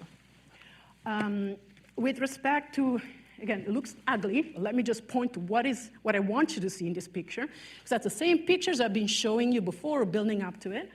What happens here is that, remember these kinks? I'm showing you again in black the VRT, and now the solid line is buyers, and the dashed is odd arcs. In red, I have the flat rate, solid line buyers, dashed line odd arcs. Remember that the kinks denote the constraint, the first constraint agent.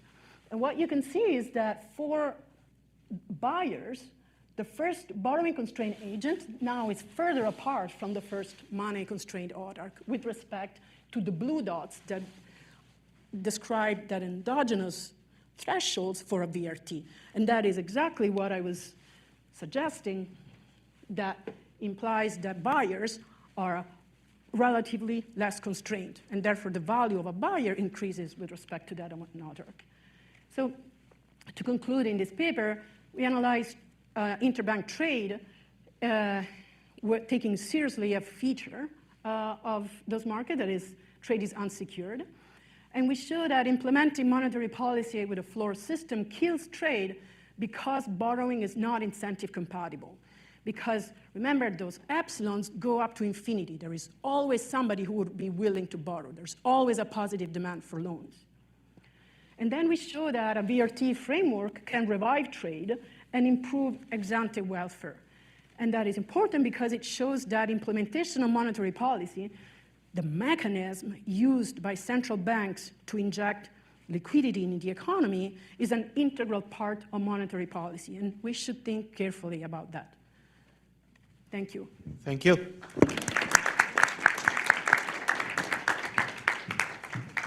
Discussant is going to be Steve Williamson.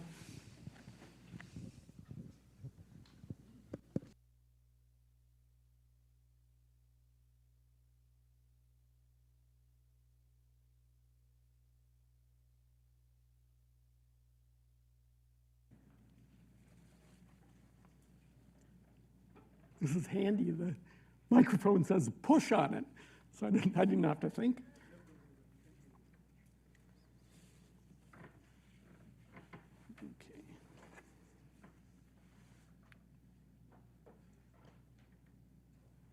Okay, so this is what Francesca and her co-author are trying to do here. So the model of floor system, where basically in theory at least, the overnight rate is determined by the interest rate on reserves. You have a load of reserves in the system, and financial arbitrage should dictate that the interest rate that the central bank pays on reserves should determine the overnight rate. In practice, there's a lot going on there. That's not quite true. We won't get into all that here. But the vehicle for thinking about this is going to be a version of a Lagos-Wright type model with unsecured credit. The basic policy issue is going to have to do with the effects of these voluntary reserve targets.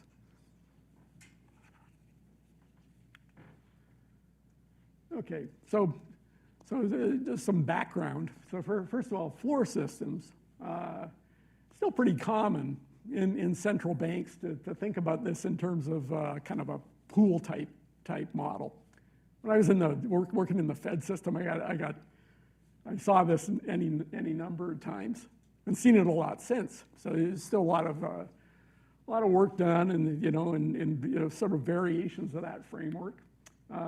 It looks like this, So this is like what Poole did. This is like 1968. And he was thinking about a partial equilibrium model of how the Fed funds market works, and he makes particular assumptions about an individual bank that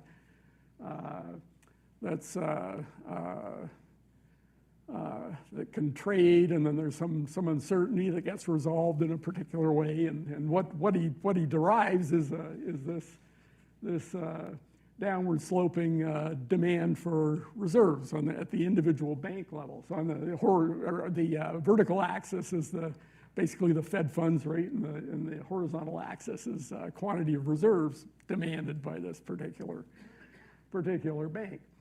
And RM here is the interest rate on reserve balances, and there's some point in this where this demand curve becomes flat, and then people like to think a lot about like Q star, what the critical threshold is, where you move from the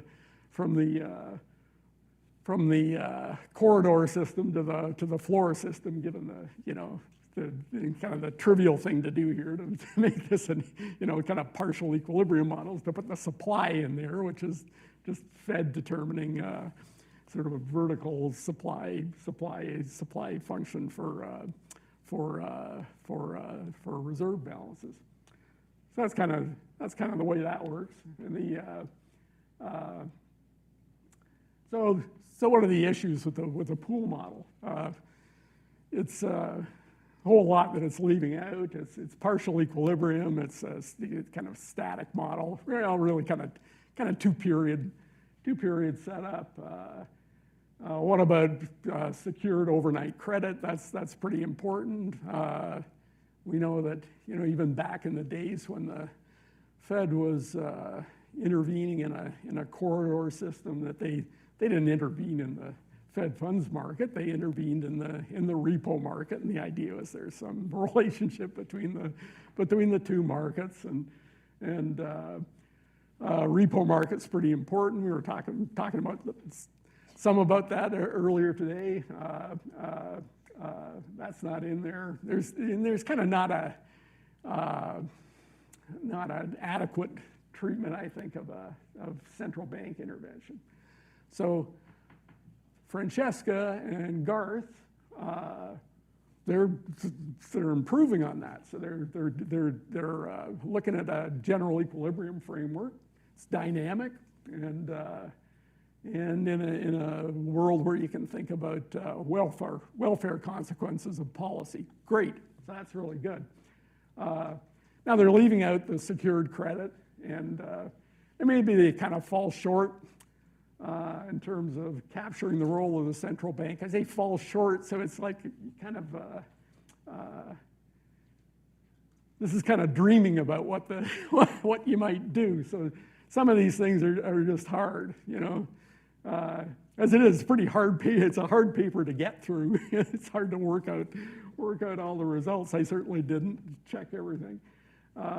So these are like hard problems, and this, particularly this thing, like trying to deal with like the secured and unsecured credit together. Woo, it's like maybe somebody will figure out a simple solution, but I certainly haven't been able to do it. So now the kind of background on the policy intervention they're going to think about. So as far as I know, nobody actually does this. There isn't a central bank that does this voluntary reserve targeting. Maybe somebody can correct me, but I don't think anybody's done it. But they're related things. So there's reserve tiering. So basically, it's like the voluntary reserve targeting arrangement they're thinking about is in a class of like piecewise linear remuneration for reserves. So here's an example. So there. What are we looking at here? So we're looking at basically remuneration as a function of total reserve balances for an individual bank. So the yellow there, oh, sorry, not yellow, orange. Orange is what Francesca was talking about. That's the voluntary reserve targeting. T is the target in her framework. So an example of reserve tiering that's been used by ECB, Bank of Japan, and Swiss National Bank. That's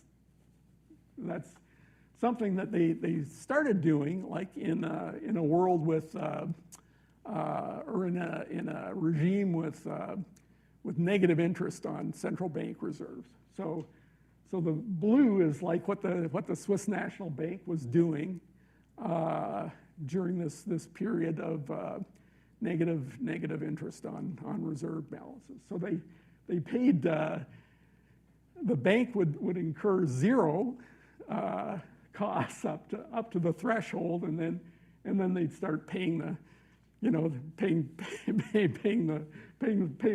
a cost to holding reserves. Why did the Swiss National Bank do that? Well, it's because they were thinking about bank profits, thinking about it, you know, thinking, well, maybe these banks are useful for something, and the banks are complaining, and this negative interest payment is essentially a tax on banks. So the idea is that the marginal interest rate they're paying will determine the overnight rate, and then they'll kind of shore up bank profits or something like that. Well, so then in late 2020, in response to like high inflation, not as high in Switzerland as say over here, but they raised interest rates above. They went positive. So the kind of schedule they were using is, and what's in place now is yellow. So it's like now you get positive interest on balances up to the threshold, and then you get zero. So now the notion is different now. So now what they're trying to do is more related to what Francesca's talking about, because the idea is that they don't want the overnight rate to be the marginal rate these banks are paying, which is or are getting, which is zero. They want it to be the rate that determines the slope of the lower portion there. So so basically what they do is this thing's coupled with they say open market operations, but as far as I can tell, it kind of looks like the Fed's reverse repo facility. They're trying to suck reserves out of the system so that they get the right overnight rate. So the question is, well, why are they doing this? They're doing it because they want trade in the overnight market. Now, you could question, you know, whether that makes any sense or not, but it's related to what Francesca's talking about. So maybe that's a rationale for what they're doing. That's not what they were thinking about, but they want trade in the overnight market. Okay, so yeah, that's stuff I already said. Okay, so how does this model work that Francesca and Garth worked on? Okay, so part of it's just kind of conventional Lagos rate kind of monetary theory setup. It's got an extra sub period in it. So there's this money market period where there's a credit market. But it kind of looks like part of it looks like something that Berenson, Camera, and Waller worked on. But they didn't have this kind of limited commitment setup, which is that's going to be critical for how the voluntary reserve targeting works. You know, so that's really important. So that's something they're contributing here. Okay, so you've got single asset. So this is just this money, which we're going to interpret as reserves, and the stuff pays interest. And you start off with there's a settlement market. That's, you know, Volrasian market. The assets get traded, debts get settled. Then this money market. So they're going to be buyers and sellers in this final market that they call the investment market in the paper. So so there's going to be buyers and sellers there, but the buyer's going to get a preference shock, which they don't know when they're in the settle market, but they learn it in the money market. So at that stage, there's going to be heterogeneous heterogeneous buyers. Some are really hungry for consumption in the following investment market, and some are not so hungry. The not so hungry ones are going to be the lenders in the money market, and the really hungry ones are going to be borrowers in general. And then this investment market is competitive. So some of the Lagos rate setups, they'll have random matching in there. That doesn't matter so much. But anyways, competitive markets where goods and money are exchanged. And then that money market it's a credit market where you're exchanging money for claims on goods in the next settlement market. Okay. And then when you settle your debt in the settlement market, so you're this buyer who took out credit in the previous money market, you're going to settle in the settlement market naturally, and there's limited commitment. So you can run off if you want, but if you do, you're gonna face exclusion from future money markets. You can do other stuff, right? So we could allow for equilibrium where you're punished in different ways, but the particular punishment here is it'll allow you to still participate in the settlement market. So you can still hold money and trade in the investment market, but you can't participate in this credit market. And then we got monetary policy. So monetary policy here is there's interest on reserves, and there's determination of a money growth rate. But that's really only it's really only one instrument, because it's the difference that matters. It's effectively what the central bank is doing here is determining the real rate of return on the money. Okay. So what's going to happen is higher real rate of interest is going to discourage lending in the money market. So this is sort of the interesting part is it's going to work like floor systems work, where if you're a lender in this credit market, you can lend to the central bank too. So that's going to put a floor on what the interest rate is, and if the floor is high enough, it's just going to cut out trade in this credit market altogether. So the one issue with this is that it's not tied to the central bank's balance sheet, which you might like. Yeah, maybe you can't do everything, but it's and then maybe it looks more like a model of retail payments than wholesale payments. The voluntary reserve targeting. So again, part of what's different about this is that the bank chooses its target. It's not like the Swiss National Bank that gives you the target. You determine it yourself as a bank or as an agent in this model. There's an example, shows how that can improve welfare. It works by affecting the off-equilibrium penalty. It's tied in with kind of giving you more trade in the credit market. So it relaxes incentive constraints and relaxes or increases debt limits. That improves welfare.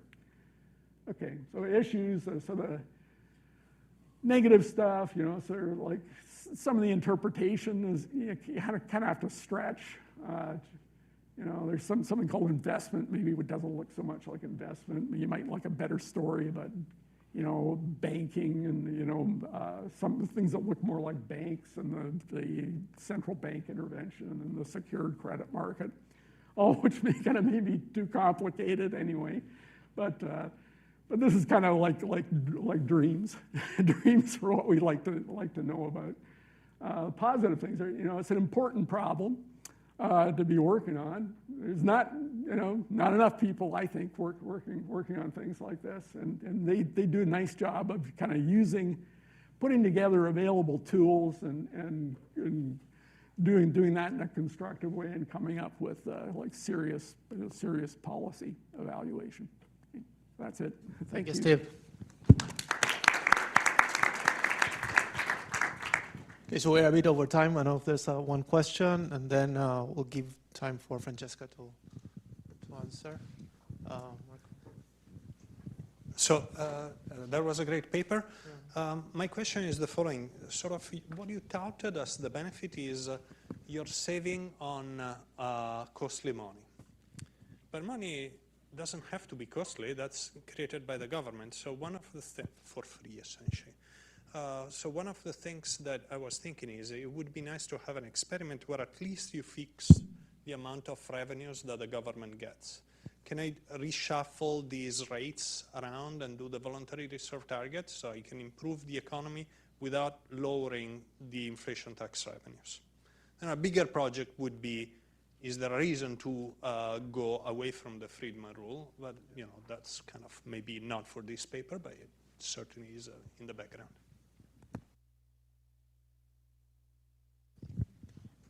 Yeah, so I think in addition to being like an ample reserve environment where you see a big reduction in the unsecured interbank rates, it also seems like the post-crisis liquidity regulation has been the last straw to also kill the interbank markets, given the expected runoff rate assumption on the unsecured borrowing from financial institutions is equal to 100%. Like Goldman can now borrow from like JP and then lend to Deutsche Bank infinitely. Otherwise, it's going to run against its LCR constraint with 100% of certainty, right? So just want to think about the world.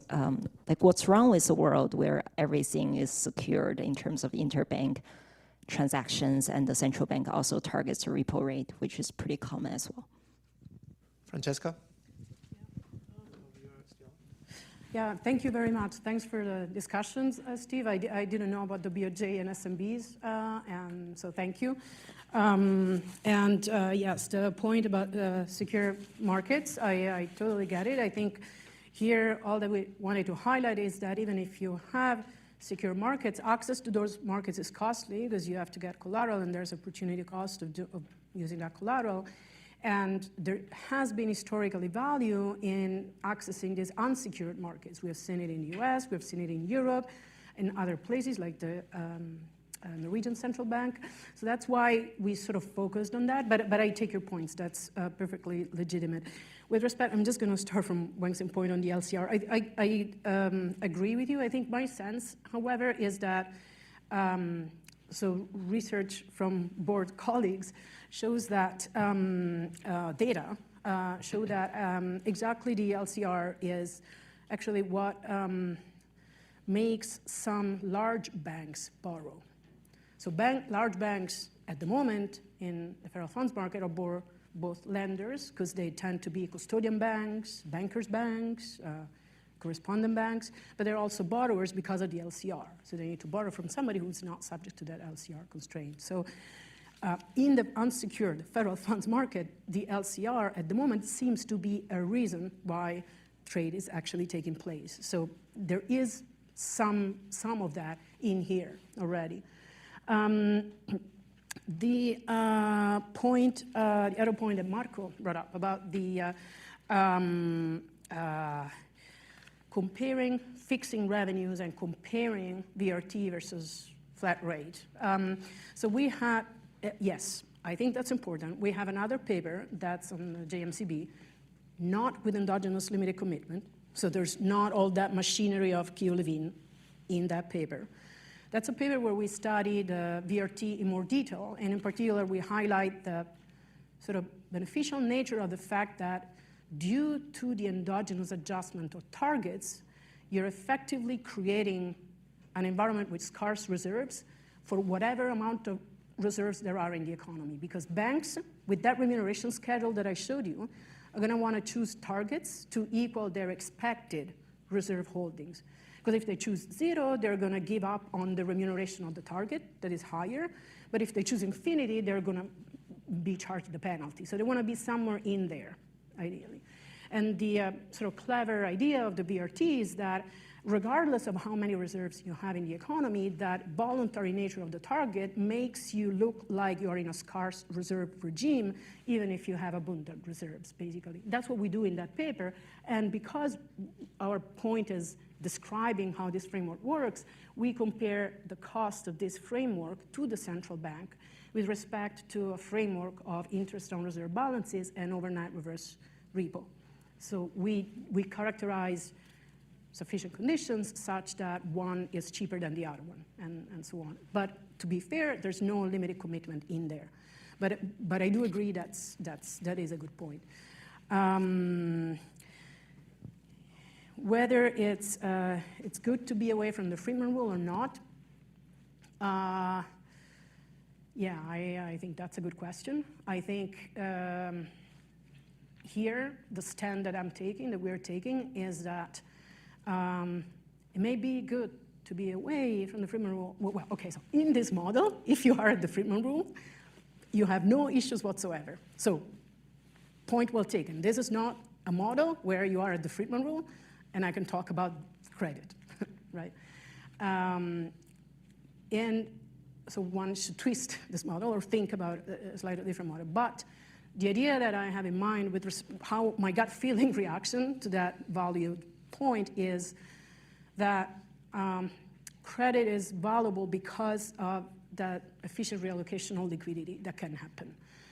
Instead of being self-insured, shocks can happen that to the amount of liquidity, the way in which markets function, that might impede that abundance reserves to be making agents have all the money, real money balances that they need in all states of the world, basically.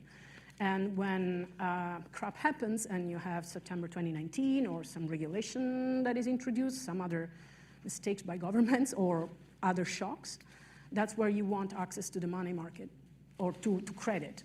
And that reshuffling of liquidity is valuable.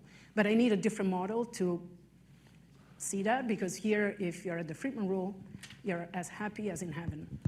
Thank you, Francesca. Thank you very much.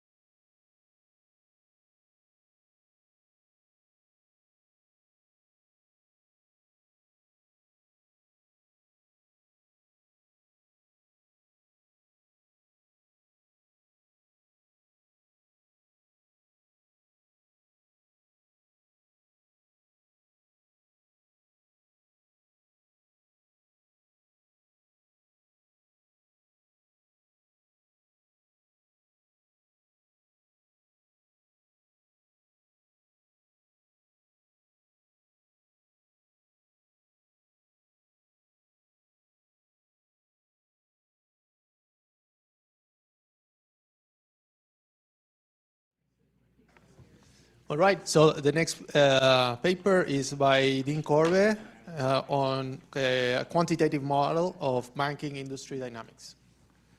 Okay, thank you very much for putting this paper on the program. And thank you to our discussant who, we kept sending him paper after paper after paper right before this. So, all right, so this is with joint work with Pablo and, the views of the FRB. These don't necessarily reflect the views of the FRB. So this paper was kind of born out of Ben Bernanke's statement. I want to be very, very clear, too big to fail is one of the biggest problems we face in this country, and we must take action to eliminate too big to fail. And so at the time, the kind of putting banking into kind of macro models, the way it was put in was kind of like, let's say, Gertler-Karate, where there's constant returns to scale, perfect competition, and there's an indeterminate, size distribution, like in firms kind of models, but yet, we're thinking about the word too big. So we were kind of saying to ourselves, how do we kind of write down a model where big is determinate? And that's what kind of where this started. So let me just kind of show you a sense of big, and I have to thank Ellen for always. I learned from Ellen to be very careful about the horizontal axis and the vertical axes. So thank you. All right, so on the horizontal axis is the years, on the left axis is the number of banks, and you can see that, from 1984 down to present, the number of banks has fallen from about 12,000 to a little over 4,000. The blue line is what's on the right-hand side. That's deposit shares. The blue line is the top 4 deposit share, and the green line is the top 35 deposit shares. And so, you can see that, first of all, at around the time that Bernanke was saying what he was saying, that's when the top 4 deposit share was at its height. And, it's currently around 40%. The top 35, it's around 72% or so, and then the remaining 4,000 banks or so, that's about the other 25, 28%. So, what the question is that we kind of want to start thinking about in this framework is, what are the macro consequences for financial stability and lending from too big to fail policies in a world where there is this kind of changing market structure? So what I'm going to do today is we'll outline, we'll document some banking industry data facts from call report data. I am going to spend more time than probably the Minnesota crowd would like looking at the data, because the way that when we looked at the data, it really influenced the kind of model we were going to write down. So I want you to understand the model we're going to write down through the lens of what I show you with the data. And we're going to have a very simple model. It's a simplified version of some stuff we've done, other things we've done. But it's going to basically have this framework that's called the dominant fringe model, and that's something that Tom Holmes and Gautam Garashankanam had developed in a RAND paper in 2004, and basically there are, it's a world where there's some dominant banks. You can see that, like the top 4, the top 35, and then there's a fringe, that other 4,000. So that's kind of what was kind of getting us to think that maybe this is a good framework for thinking about the banking industry. That model, it's a Stackelberg game, and the big banks are going to compete first in the loan market. That's going to, so anything that happens to one of the big banks, because they're non-atomistic, is going to spill over to small banks, okay? So there are going to be these spillover effects. It's not going to be coming through balance sheet effects or things like that. It's going to be coming through strategic interactions in the loan market. We're going to estimate parameters and validate the model through untargeted moments. I mean, one that's kind of fun is to think about the competition stability hypothesis, whether or not as competition rises, it makes the banking sector more stable or less stable. It's a big empirical literature on that, and we'll kind of say, how does our model do along that dimension, for instance? We don't target that or anything like that. And then I'll end with doing a too big to fail policy counterfactual. Okay, so here's some evidence, at least, for imperfect competition. So the first one, again, it's going to be across, horizontal axis is going to be across years. But this is just a graph of the Herfindahl index, which is just another version of a kind of a concentration index. And I guess the part that I want you to take a look at on the right-hand scale is the Herfindahl at the state level. And, you know, it starts in 1994. I should say, just for those people who may not know this, but, you know, before 1994, there was, in 1994, Regal-Neal got passed at the national level. And so before that, there were state-level restrictions on branching across state lines.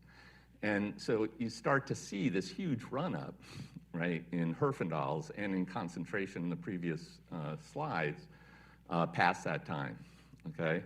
And then, you know, at the state level, that's on the blue on the right-hand side, you know, anything above 1,500 is considered mildly concentrated. And if a merger was to take place above 1,500 and raise the Herfindahl by 100, the antitrust department starts to kick in, okay? And they start thinking about whether that's a good thing or not. This is just a picture of what's called the Ross-Panzer H statistic. And what the H statistic is basically a statistic that measures pass-through of changes in costs, you know, input costs and things like that to, let's call it like output prices. So a measure of pass-through, you know, in perfect competition, that's supposed to be 100. It's well below 100.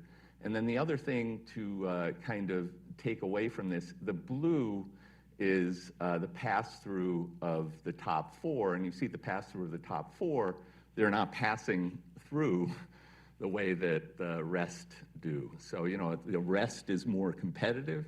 There's less pass-through along those. And then this is a figure, I mean, this markups have become like a really big thing lately. And so this is just measures of markups. You know, taken from this, you see the rise in markups across time that's kind of shadowing, I mean, you saw concentration rising across time. Here's markups rising across time. And you see the markups for the top 35 banks are higher for the most part than the median banks. So, you know, we kind of want to think about that as providing some evidence. You know, nothing's conclusive, but for imperfect competition. There's something called Zipf's law. So Zipf's law is basically, and this is typically done for non-financial firms, they found that the firm size distribution was basically kind of well approximated by a power law distribution. In these graphs, on the left-hand side in the horizontal axis, you're ranking banks by their size of deposits, for instance, and then based upon the vertical axis, it's how many deposits they have. So, you know, if you go out and estimate, you know, this simple equation on D is equal to B times R to the minus alpha, you should be estimating the alpha coefficient to be something like 1. That's what Zipf's law predicts. We find that it's a lot higher than 1. And what's also interesting is you see in the top panel is what was before Regal-Neal, and the bottom panel, you know, was like quite a bit after Regal-Neal. And you see, you know, the switch, those you know, bigger banks kind of taking more of the market share. The next thing is about geographic expansion across states. So again, this is 19, you know, the years are in the horizontal axis. And what we did was take, like FDIC data and, just trace for the top 4 banks, which is in blue. That's the number of states that they're in with active branches. The top 35, excluding the top 4, is in red. And then, the fringe is basically in like 1.1 states, okay? So, the key takeaway that we want you to kind of see from something like this is how big banks have kind of geographically diversified themselves. And then, so what does that geographic diversification get you? So, what we did was we took, from the data, we kind of run, we estimate basically a Markov process for banks of different sizes. So the top 4 banks being, those big banks. And what I want you, the last column is just basically a measure of the variance of the deposit inflows. And so what you see is that for the top 4 banks, they have a smaller variance of deposit inflows. For the fringe banks, it's almost 3 times more, okay? So you see that the, deposit inflows are the variance of those are increasing for smaller banks. And so, it's just kind of consistent with big banks having a geographically diversified pool of funding, and less volatile funding inflows. This is going to be a process that we're going to feed into our model, okay? What else? Some evidence for increasing returns to scale, okay? So I guess I'll just focus on what you see, marginal net expenses, which is so we're measuring cost here. You see that the marginal expenses are decreasing in the size of banks. And then the last column is just basically the average with respect to both the marginals and the fixed costs. And you see, decreasing average costs across the size distribution. Yeah.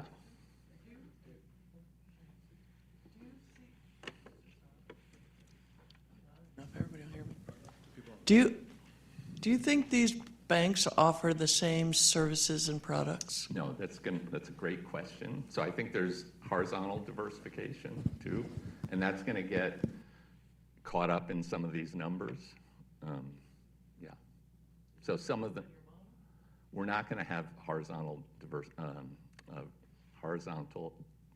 differentiation. It's a wonderful thing to put into the next stage. All right. What we see is countercyclical failure rates and size-dependent bank entry and exit. I'm not going to spend a lot of time on this. Basically, this is just, you can think about failure rates. There's also a measure called the problem bank rate from the FDIC. The failure rate is, and the correlation with GDP is it's countercyclical. It's minus 0.162, much higher for the problem bank rate. If you were to look at most of the exit that's happening here is happening through small banks. I don't have the time to kind of go through that. I will just say, and because we're going to calibrate certain parts of the data, but this is also kind of, this number 7 is also consistent with some of the ideas behind the diversification part. So the standard deviation of charge-off rates, default frequencies, loan returns, net interest margins, loan interest rates, loan interest spreads, and the net marginal cost decline with bank size. And then, so that's all, we find statistically significant, differences, but we find statistically insignificant differences in the cost of deposits, loan interest rates, and then, the return on securities that these banks are facing. But we do, again, find statistically significant changes differences across bank size and markups. And then finally, we document countercyclical charge-offs, net interest margins, and markups. So that's my summary of the data. And now I want to kind of, through what we just learned about the data, I want to kind of think a little bit about what kind of model we want to write down, okay? So I think,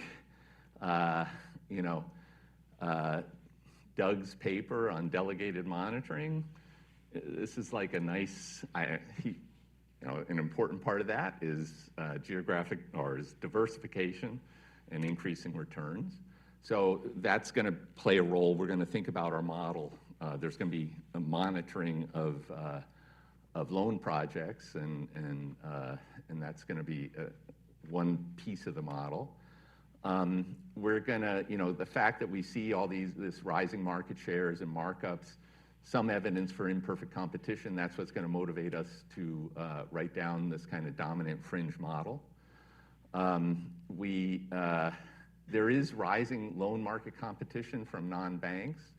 Tomasz has papers with other co-authors, and we're going to add that into the model, because anything, like kind of regulatory problems, we want to kind of think about the effects of regulatory arbitrage on the economy.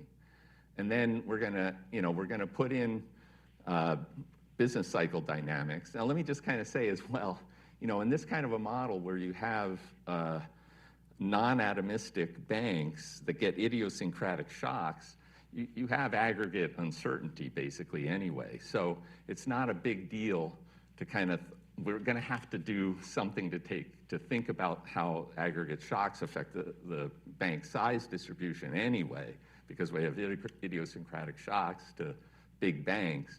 So we add in an aggregate shock as well. Okay, that's it. Okay, so here's the model. Again, this is like simplistic, very, very simplistic. So we're going to have two regions. Just think of them as east and west. And then in each period and region, banks are going to intermediate between large numbers of households who can deposit at a bank with deposit insurance, hold a portfolio of bank stocks, and inject equity to banks and non-banks. So basically, because all I'm going to do today in the paper, there's all this other stuff. There's households and borrowers, but I'm going to show you the banking problem because that's kind of all the time I'm going to have. But think of the households. That's who's going to be supplying the deposits. Borrowers are going to have a large risky project. That's kind of like households are small, borrowers are large. That's kind of the reason why you need a lot of households to fund a large project in Doug's work. By the way, also Steve's work.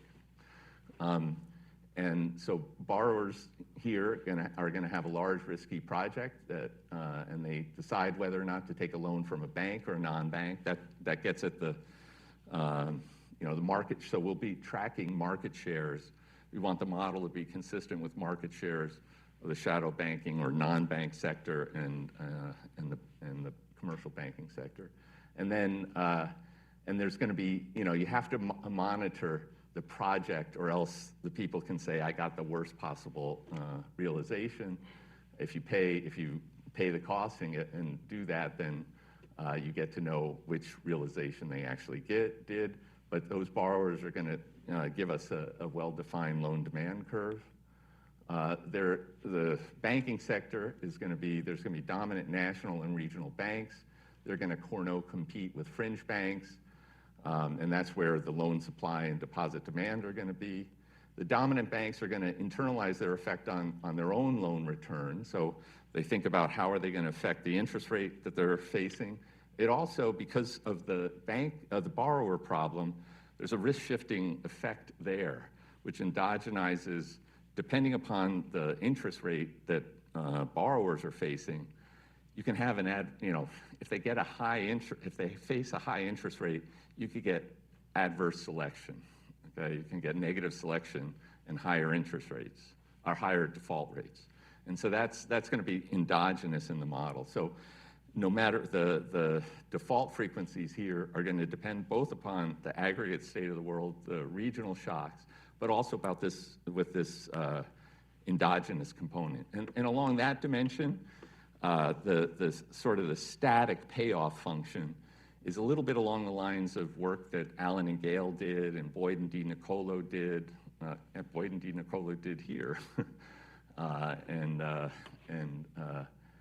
Martinez and Repullo. The inside of the banking problem has elements of that. So, and there's also, you know, deposit insurance is going to create a moral hazard problem for the banks. And then, as I said, we're going to have both aggregate and regional specific shocks.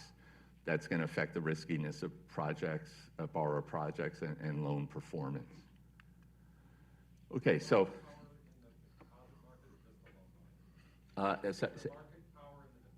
Yeah, no, we just, to keep things simple, we're just looking at the, you know, and there are other papers like Wang. There's a Journal of Finance paper that I think they do both. We're just focusing on the loan market. So there's, you know, there are three types of banks. So the top four, we're thinking of, you know, because they were in so many different states, we're thinking of those as the national banks. The regionals were in something in the middle.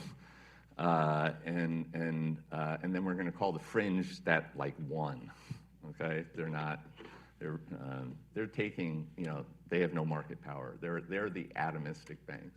The others are the non-atomistic banks.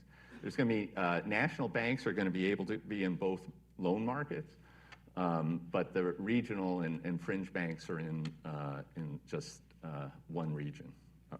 The regional and fringe banks are in one region. It's a very simple balance sheet. You know, this is simpler than the one, our paper in Econometrica, where we actually, and what Rustem was doing, we're not keeping track of equity here, basically. They're going to be paying out, after all profits are going to be paid out as dividends, okay? That's to keep things simple. Our other paper, you know, took that seriously. So the balance sheet is going to be really simple. There's going to be loans. They're going to garner an interest rate that's region specific, depending upon the different shocks to the regions. There's going to be net securities. So think of if the security is, if A is positive, it's like you're investing in treasuries. If A is negative, you're kind of borrowing on, let's say, an interbank market or something like that. The liabilities are just going to be the deposits, and there are going to be equity injections by households to finance if a bank has negative profits, and we have imposed the constraint that dividends can't be negative. You have to have a seasoned equity injection to keep them going, okay? And banks face net and fixed operating costs. There's this deposit inflows that follow a size-dependent Markov process. There are entry costs to create national and regional banks. We normalize the fringe one to 0. Bank profits are paid as dividends, and banks can exit with limited liability. Okay, so this looks messier Dean, than, yeah. I'm a little confused with one thing.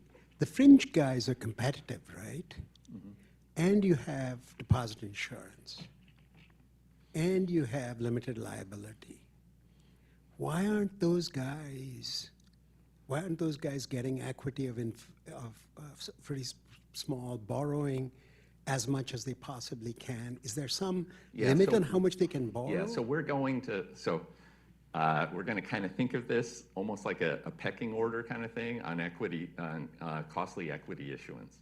Okay. And in the model, this is simply to keep things simple. We basically set that equity finance cost sufficiently high that they don't get those equity injections. So the fringe banks are not going to be getting the equity injections. I know, but what's going on? What are you thinking about? Because with all the moral hazard, and one of the puzzles to me always has been, why aren't these banks basically going crazy? Is it regulation? You're thinking about this as equity insurance costs. Maybe it's regulation or something like that. Yeah, I'm just, Okay. I mean, I'm thinking about it through the lens of, we should talk about this There's no, after. We'll talk about it. I thought the answer was there was going to be a capital requirement, and that's what Yeah, I prevents mean, these we banks don't from have, going crazy. we decided not to put that in here. All those, in our paper, in our econometric paper, we have all that. But here, we don't have capital requirements in this and all, you know, that would kind of affect that decision as well. That's just to keep So things then simple. why aren't banks going crazy and borrowing infinite? If depositors are happy to give them the money? So they have, I mean, first of all, depositors, so they have a certain amount of deposits. That's coming from the deposit mark-off process. That's exogenous. Okay, that's the answer, I guess. Okay, but there's also, you could conceivably, you could borrow in the securities market, right? Right. So yeah, I'll show you the equilibrium. Okay, so at the beginning of the period, the bank makes loans, okay? And then so they make loans LOJ at the beginning of the period. They know their particular deposit inflow. They know their costs, and then they know their individual state. At the end of the period, after things like exit and entry has happened, that potentially changes the cross-sectional distribution of banks. So that's where the aggregate state, I said S prime, so this is evaluating at the end of the period, the profits at the end of the period depend both on their individual state and the aggregate state. So the first term, P times RBJ, that's just the return, in successful states, they get the return interest rate. In unsuccessful states, they lose the lambda is basically associated with the charge-off for banks.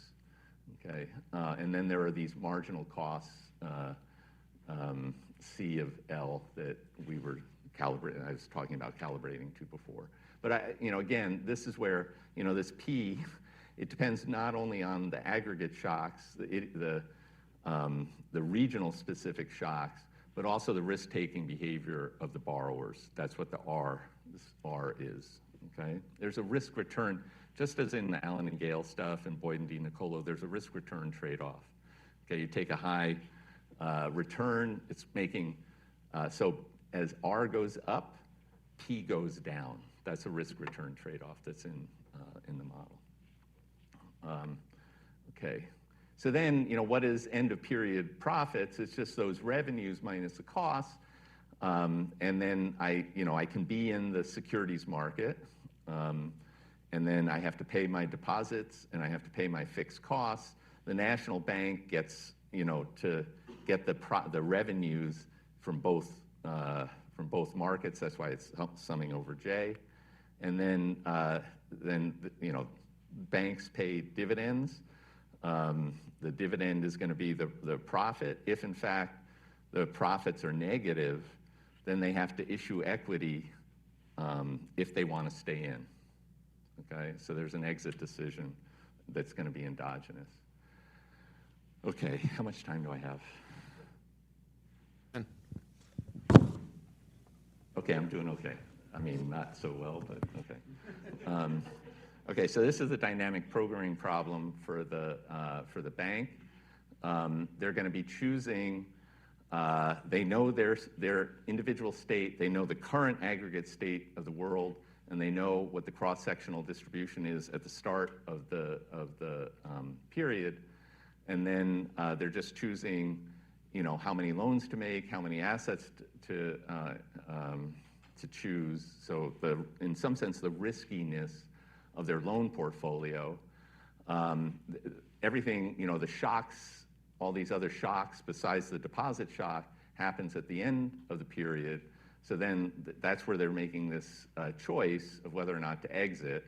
So Wx equals 0 is if they don't exit, and Wx equals 1 is if they do exit.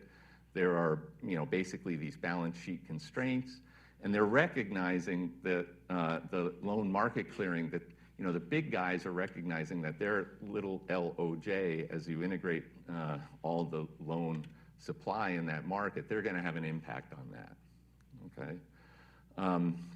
And if they stay in, they pay out dividends, and they move to the next period. If they had negative profits, they have to, you know, get a seasoned equity injection. That's what the Ds are, and then just to evaluate what the exit, what they get if they exit. You know, the limited liabilities where you have the max over zero and this other stuff. So all the, like, the costs of selling failed banks and things like that is in this term we call delta, and I don't have enough time to show you all that kind of stuff.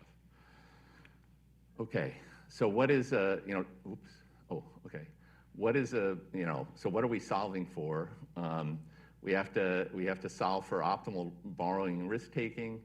That's going to basically induce an aggregate loan demand function, and then they're going to choose, you know, where to put it. There, you know, this is, we have extreme value shocks on the discrete choice of whether or not to go into a, to borrow from a bank or a non-bank.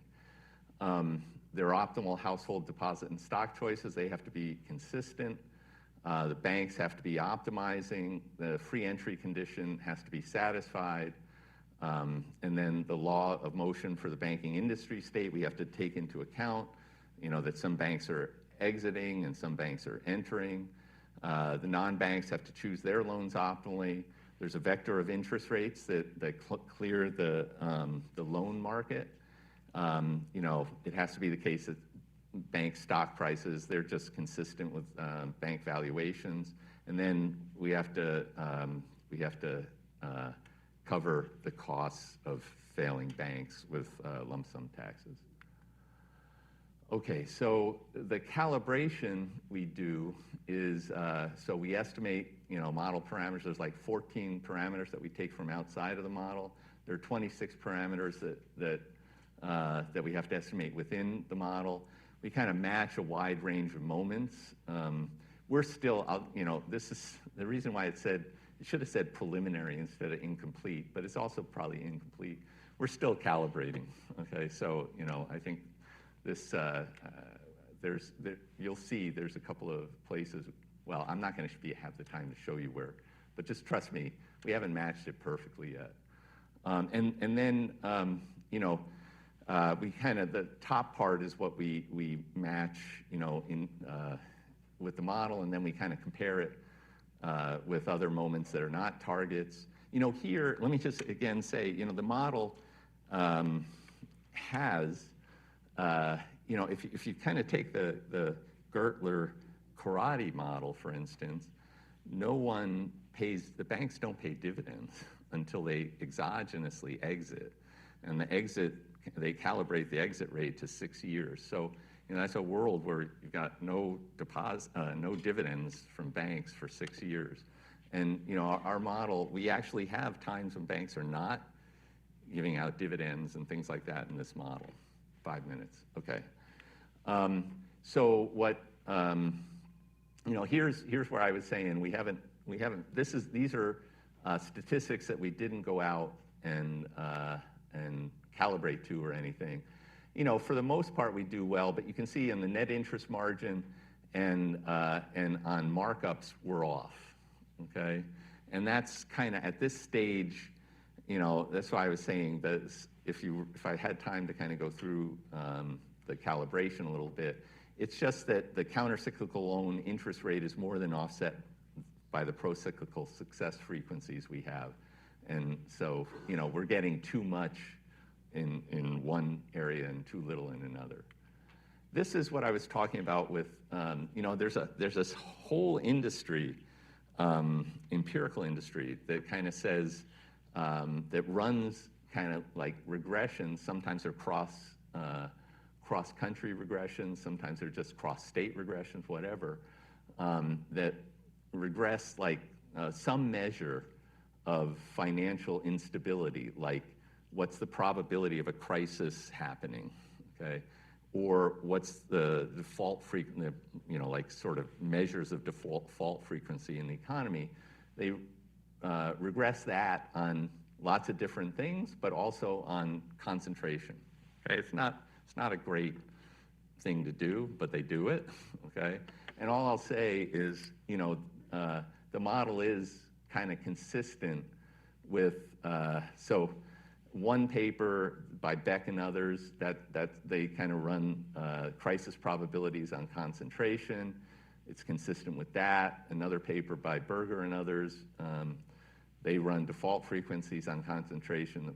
The paper's kind of consistent with that. And so this was an untargeted kind of thing.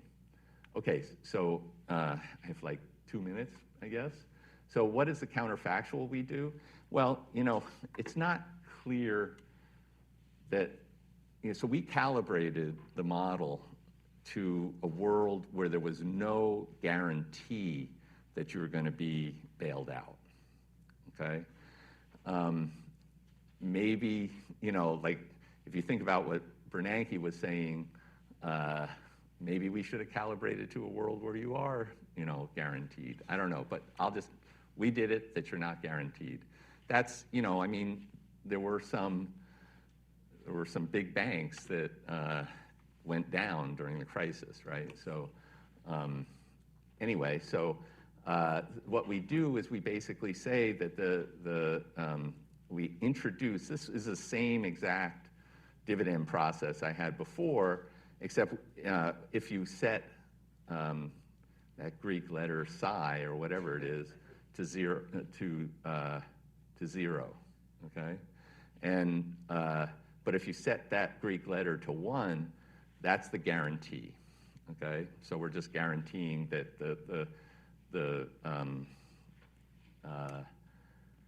government will inject the equity for you, okay? And then this is just like, you know, some of what's going to happen. You know, if you've got this perfect guarantee, the national bank increases its exposure to risk, so it starts increasing. Remember, loans are risky. It starts increasing its loans, and you know, that comes at the expense to the smaller regional banks and fringe banks. It's no surprise that, you know, they're probably going to increase their loan supply because they've got this subsidy.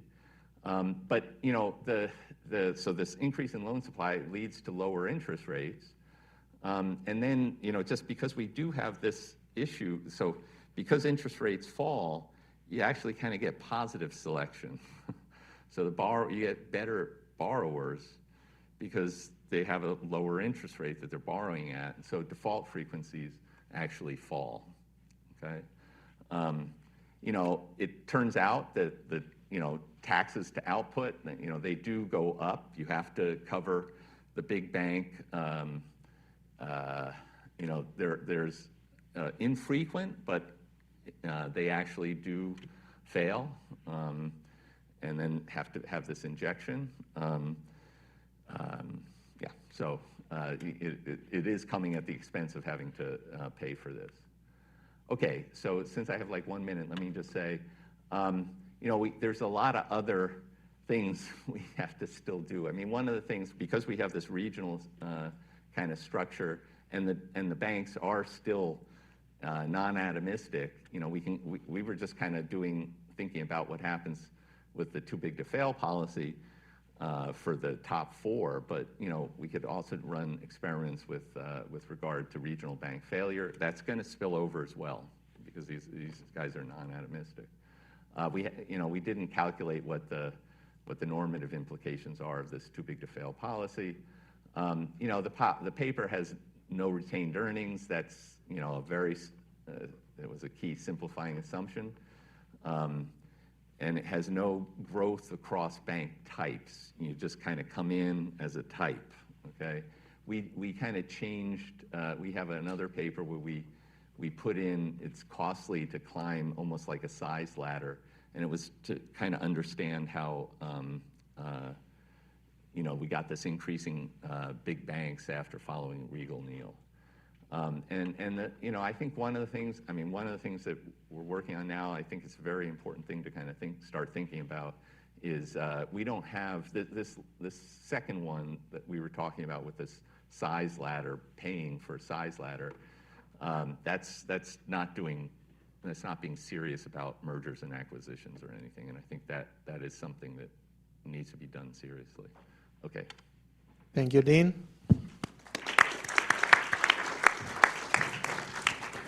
The discussant is Luca Gabrieri.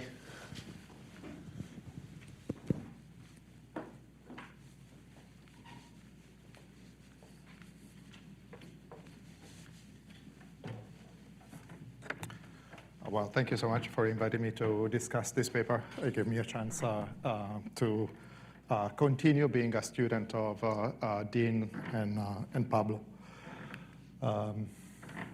I would say that Dean sold some of the modeling work short. This is not a simple model. I would say that it's more a paper that has a shock and awe model. It might be a simplification relative to previous work, but it's still a state-of-the-art model. But there are three papers, I would say, in this one paper. You got a whiff of the tour de force that they provide in terms of empirical regularities for banks. This state-of-the-art model is really just capturing complex interactions across large banks and bank types. Here, in terms of bank types, regional and fringe banks, in addition to large banks. And there is what I would say a complex calibration exercise that is coupled with an interesting policy experiment.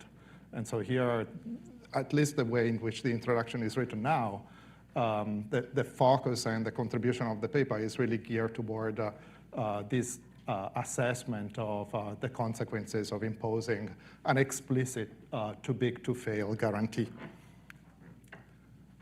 I'll try to go through these various parts of the paper.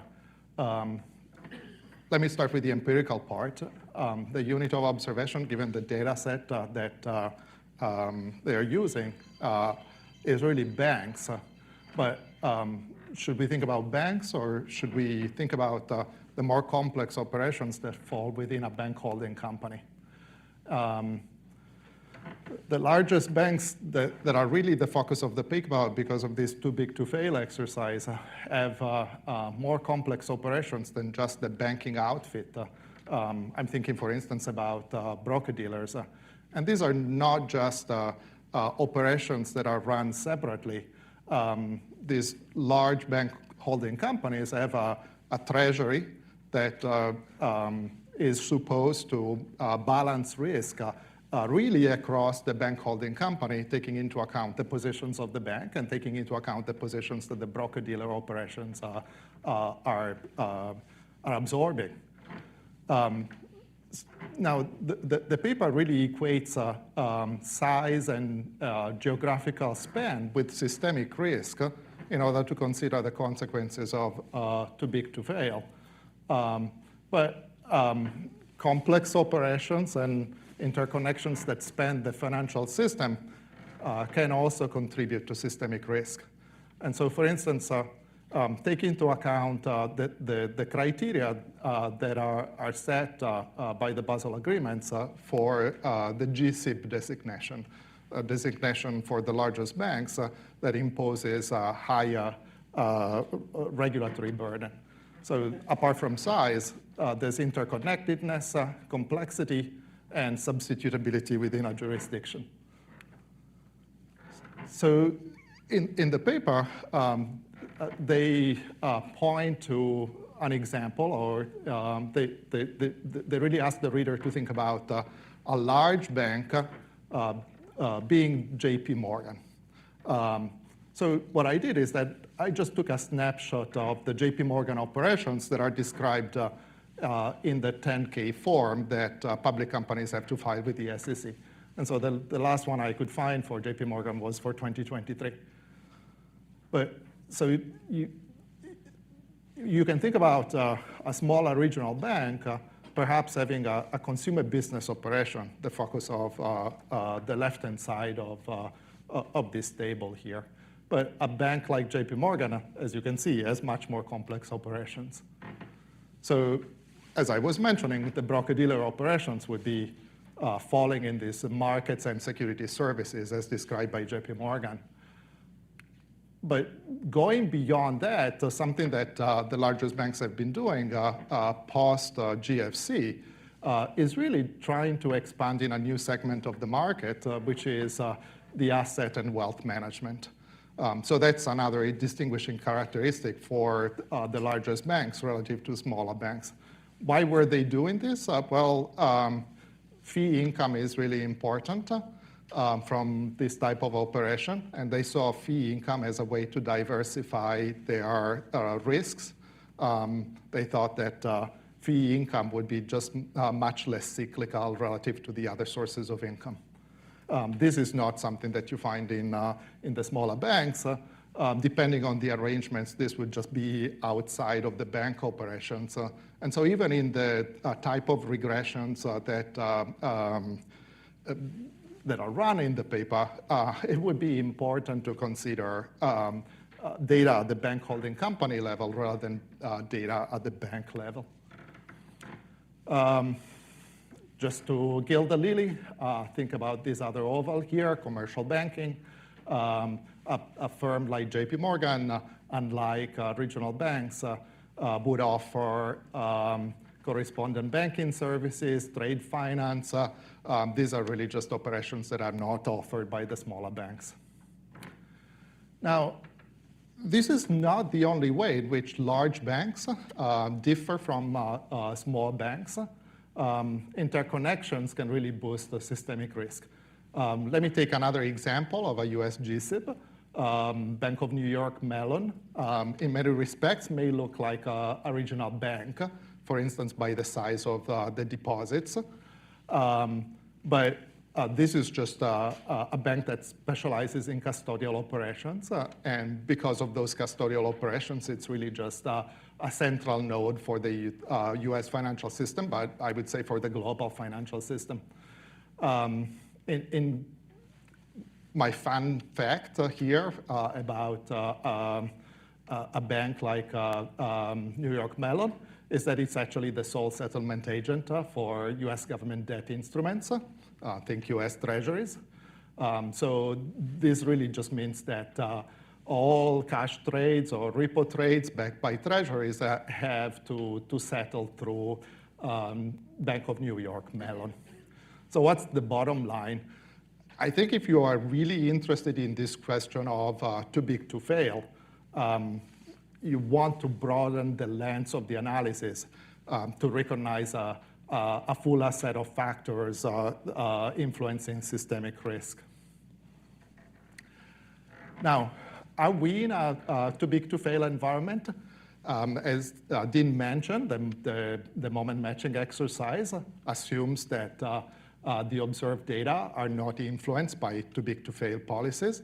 So the exercise at the end of the paper that looks at the introduction of an explicit guarantee is built on top of data moments that really, even in the data, are matching a failure rate of the largest banks that is taken to be 0. So already in the model, the large banks aren't failing. And so I find it a little strange that then you are considering an additional explicit guarantee that really just changes the risk structure, but where we weren't seeing, even just by setup, any failure of the largest bank holding companies. So this seems to me a peculiar way of thinking about this particular issue. Should it be the other way around? So in other words, could it be that the zero failure rate that you're targeting as a moment is really just an artifact of implicit or perceived guarantees for the largest banks? Or there could be an alternative hypothesis. So here I'm just trying to give you an idea of the tailoring in regulation that happens across banks of different sizes. If you're familiar with the regulatory system in the US, you'll recognize that Category 1 firms are the GSIBs. So you can see here the plethora of statutory ratios to which they are subject. The smallest banks would be in this other category here. So could it be that the tailoring of regulation is really accounting for the fact that there is a redressing of risk-taking incentives that is resulting in a zero failure rate for Category 1 banks? The model, as been mentioned here, does not include this tailoring. The model is really just a part of a broader research agenda. So this is, I think, in order to follow exactly some of the choices, you have to go back to their masterclass econometric paper that came out in 2021. So the approach here is really that of very different from much of the macrofinance literature. It's really to build a rich competitive environment for banks. What's the trade-off? In order to solve it, at some point you need to economize on some other aspects of the model. And so I would say that if I try to put it in the context of the literature, some of the other approaches in the literature that really cannot address any of the questions that Dean and Pablo are tackling made the choice of building on a ready macro model, an RBC-style model, and then grafting on a problem for incomplete markets, the justification of the existence of financial intermediaries. This is a very different approach. I would be a bad discussant if I didn't try to refer to at least a little of my work. At the board, we have many modeling outfits. About 10 years ago, we decided to run a model comparison exercise in which we took just a plethora of different approaches because we have so many modeling outfits in thinking about financial intermediaries and then grafting them on macro models. We coordinated on one exercise, which was let's consider that there is a shortfall in the balance sheet of the intermediaries, and let's trace back the macro consequences of that exercise.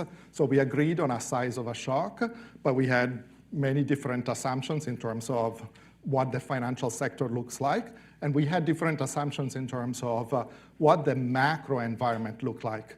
So then we ran basically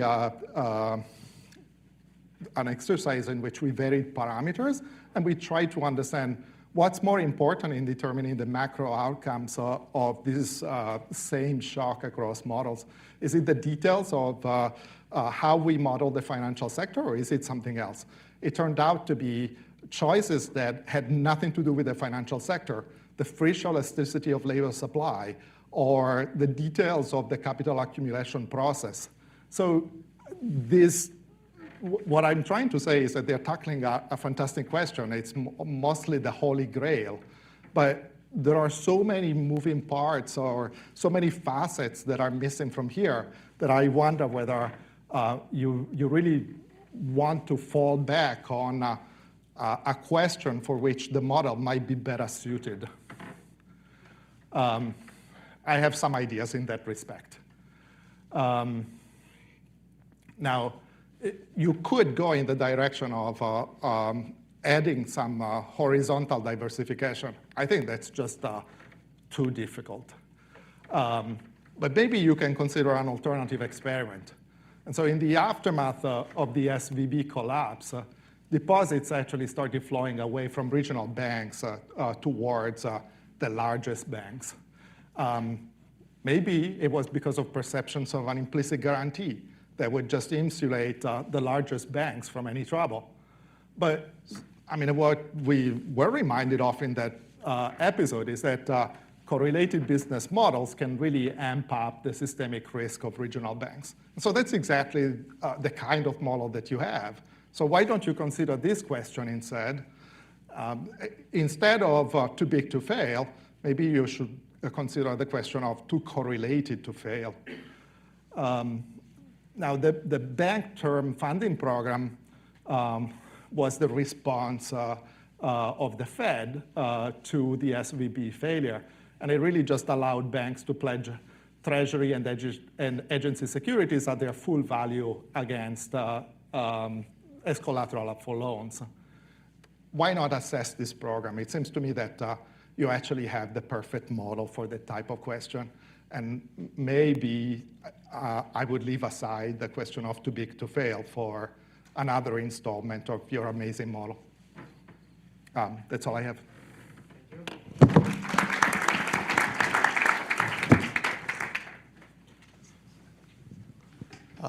We have a couple minutes for questions.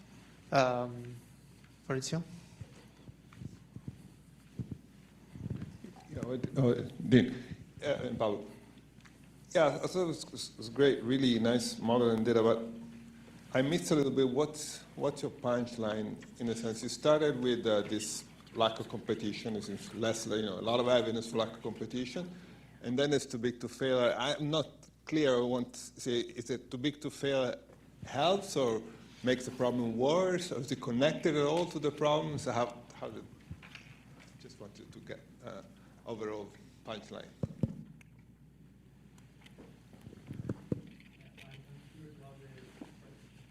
The question that Chari asked basically, which is what prevents these banks from blowing up and get infinite value, given that you have all these bailouts and deposit insurance?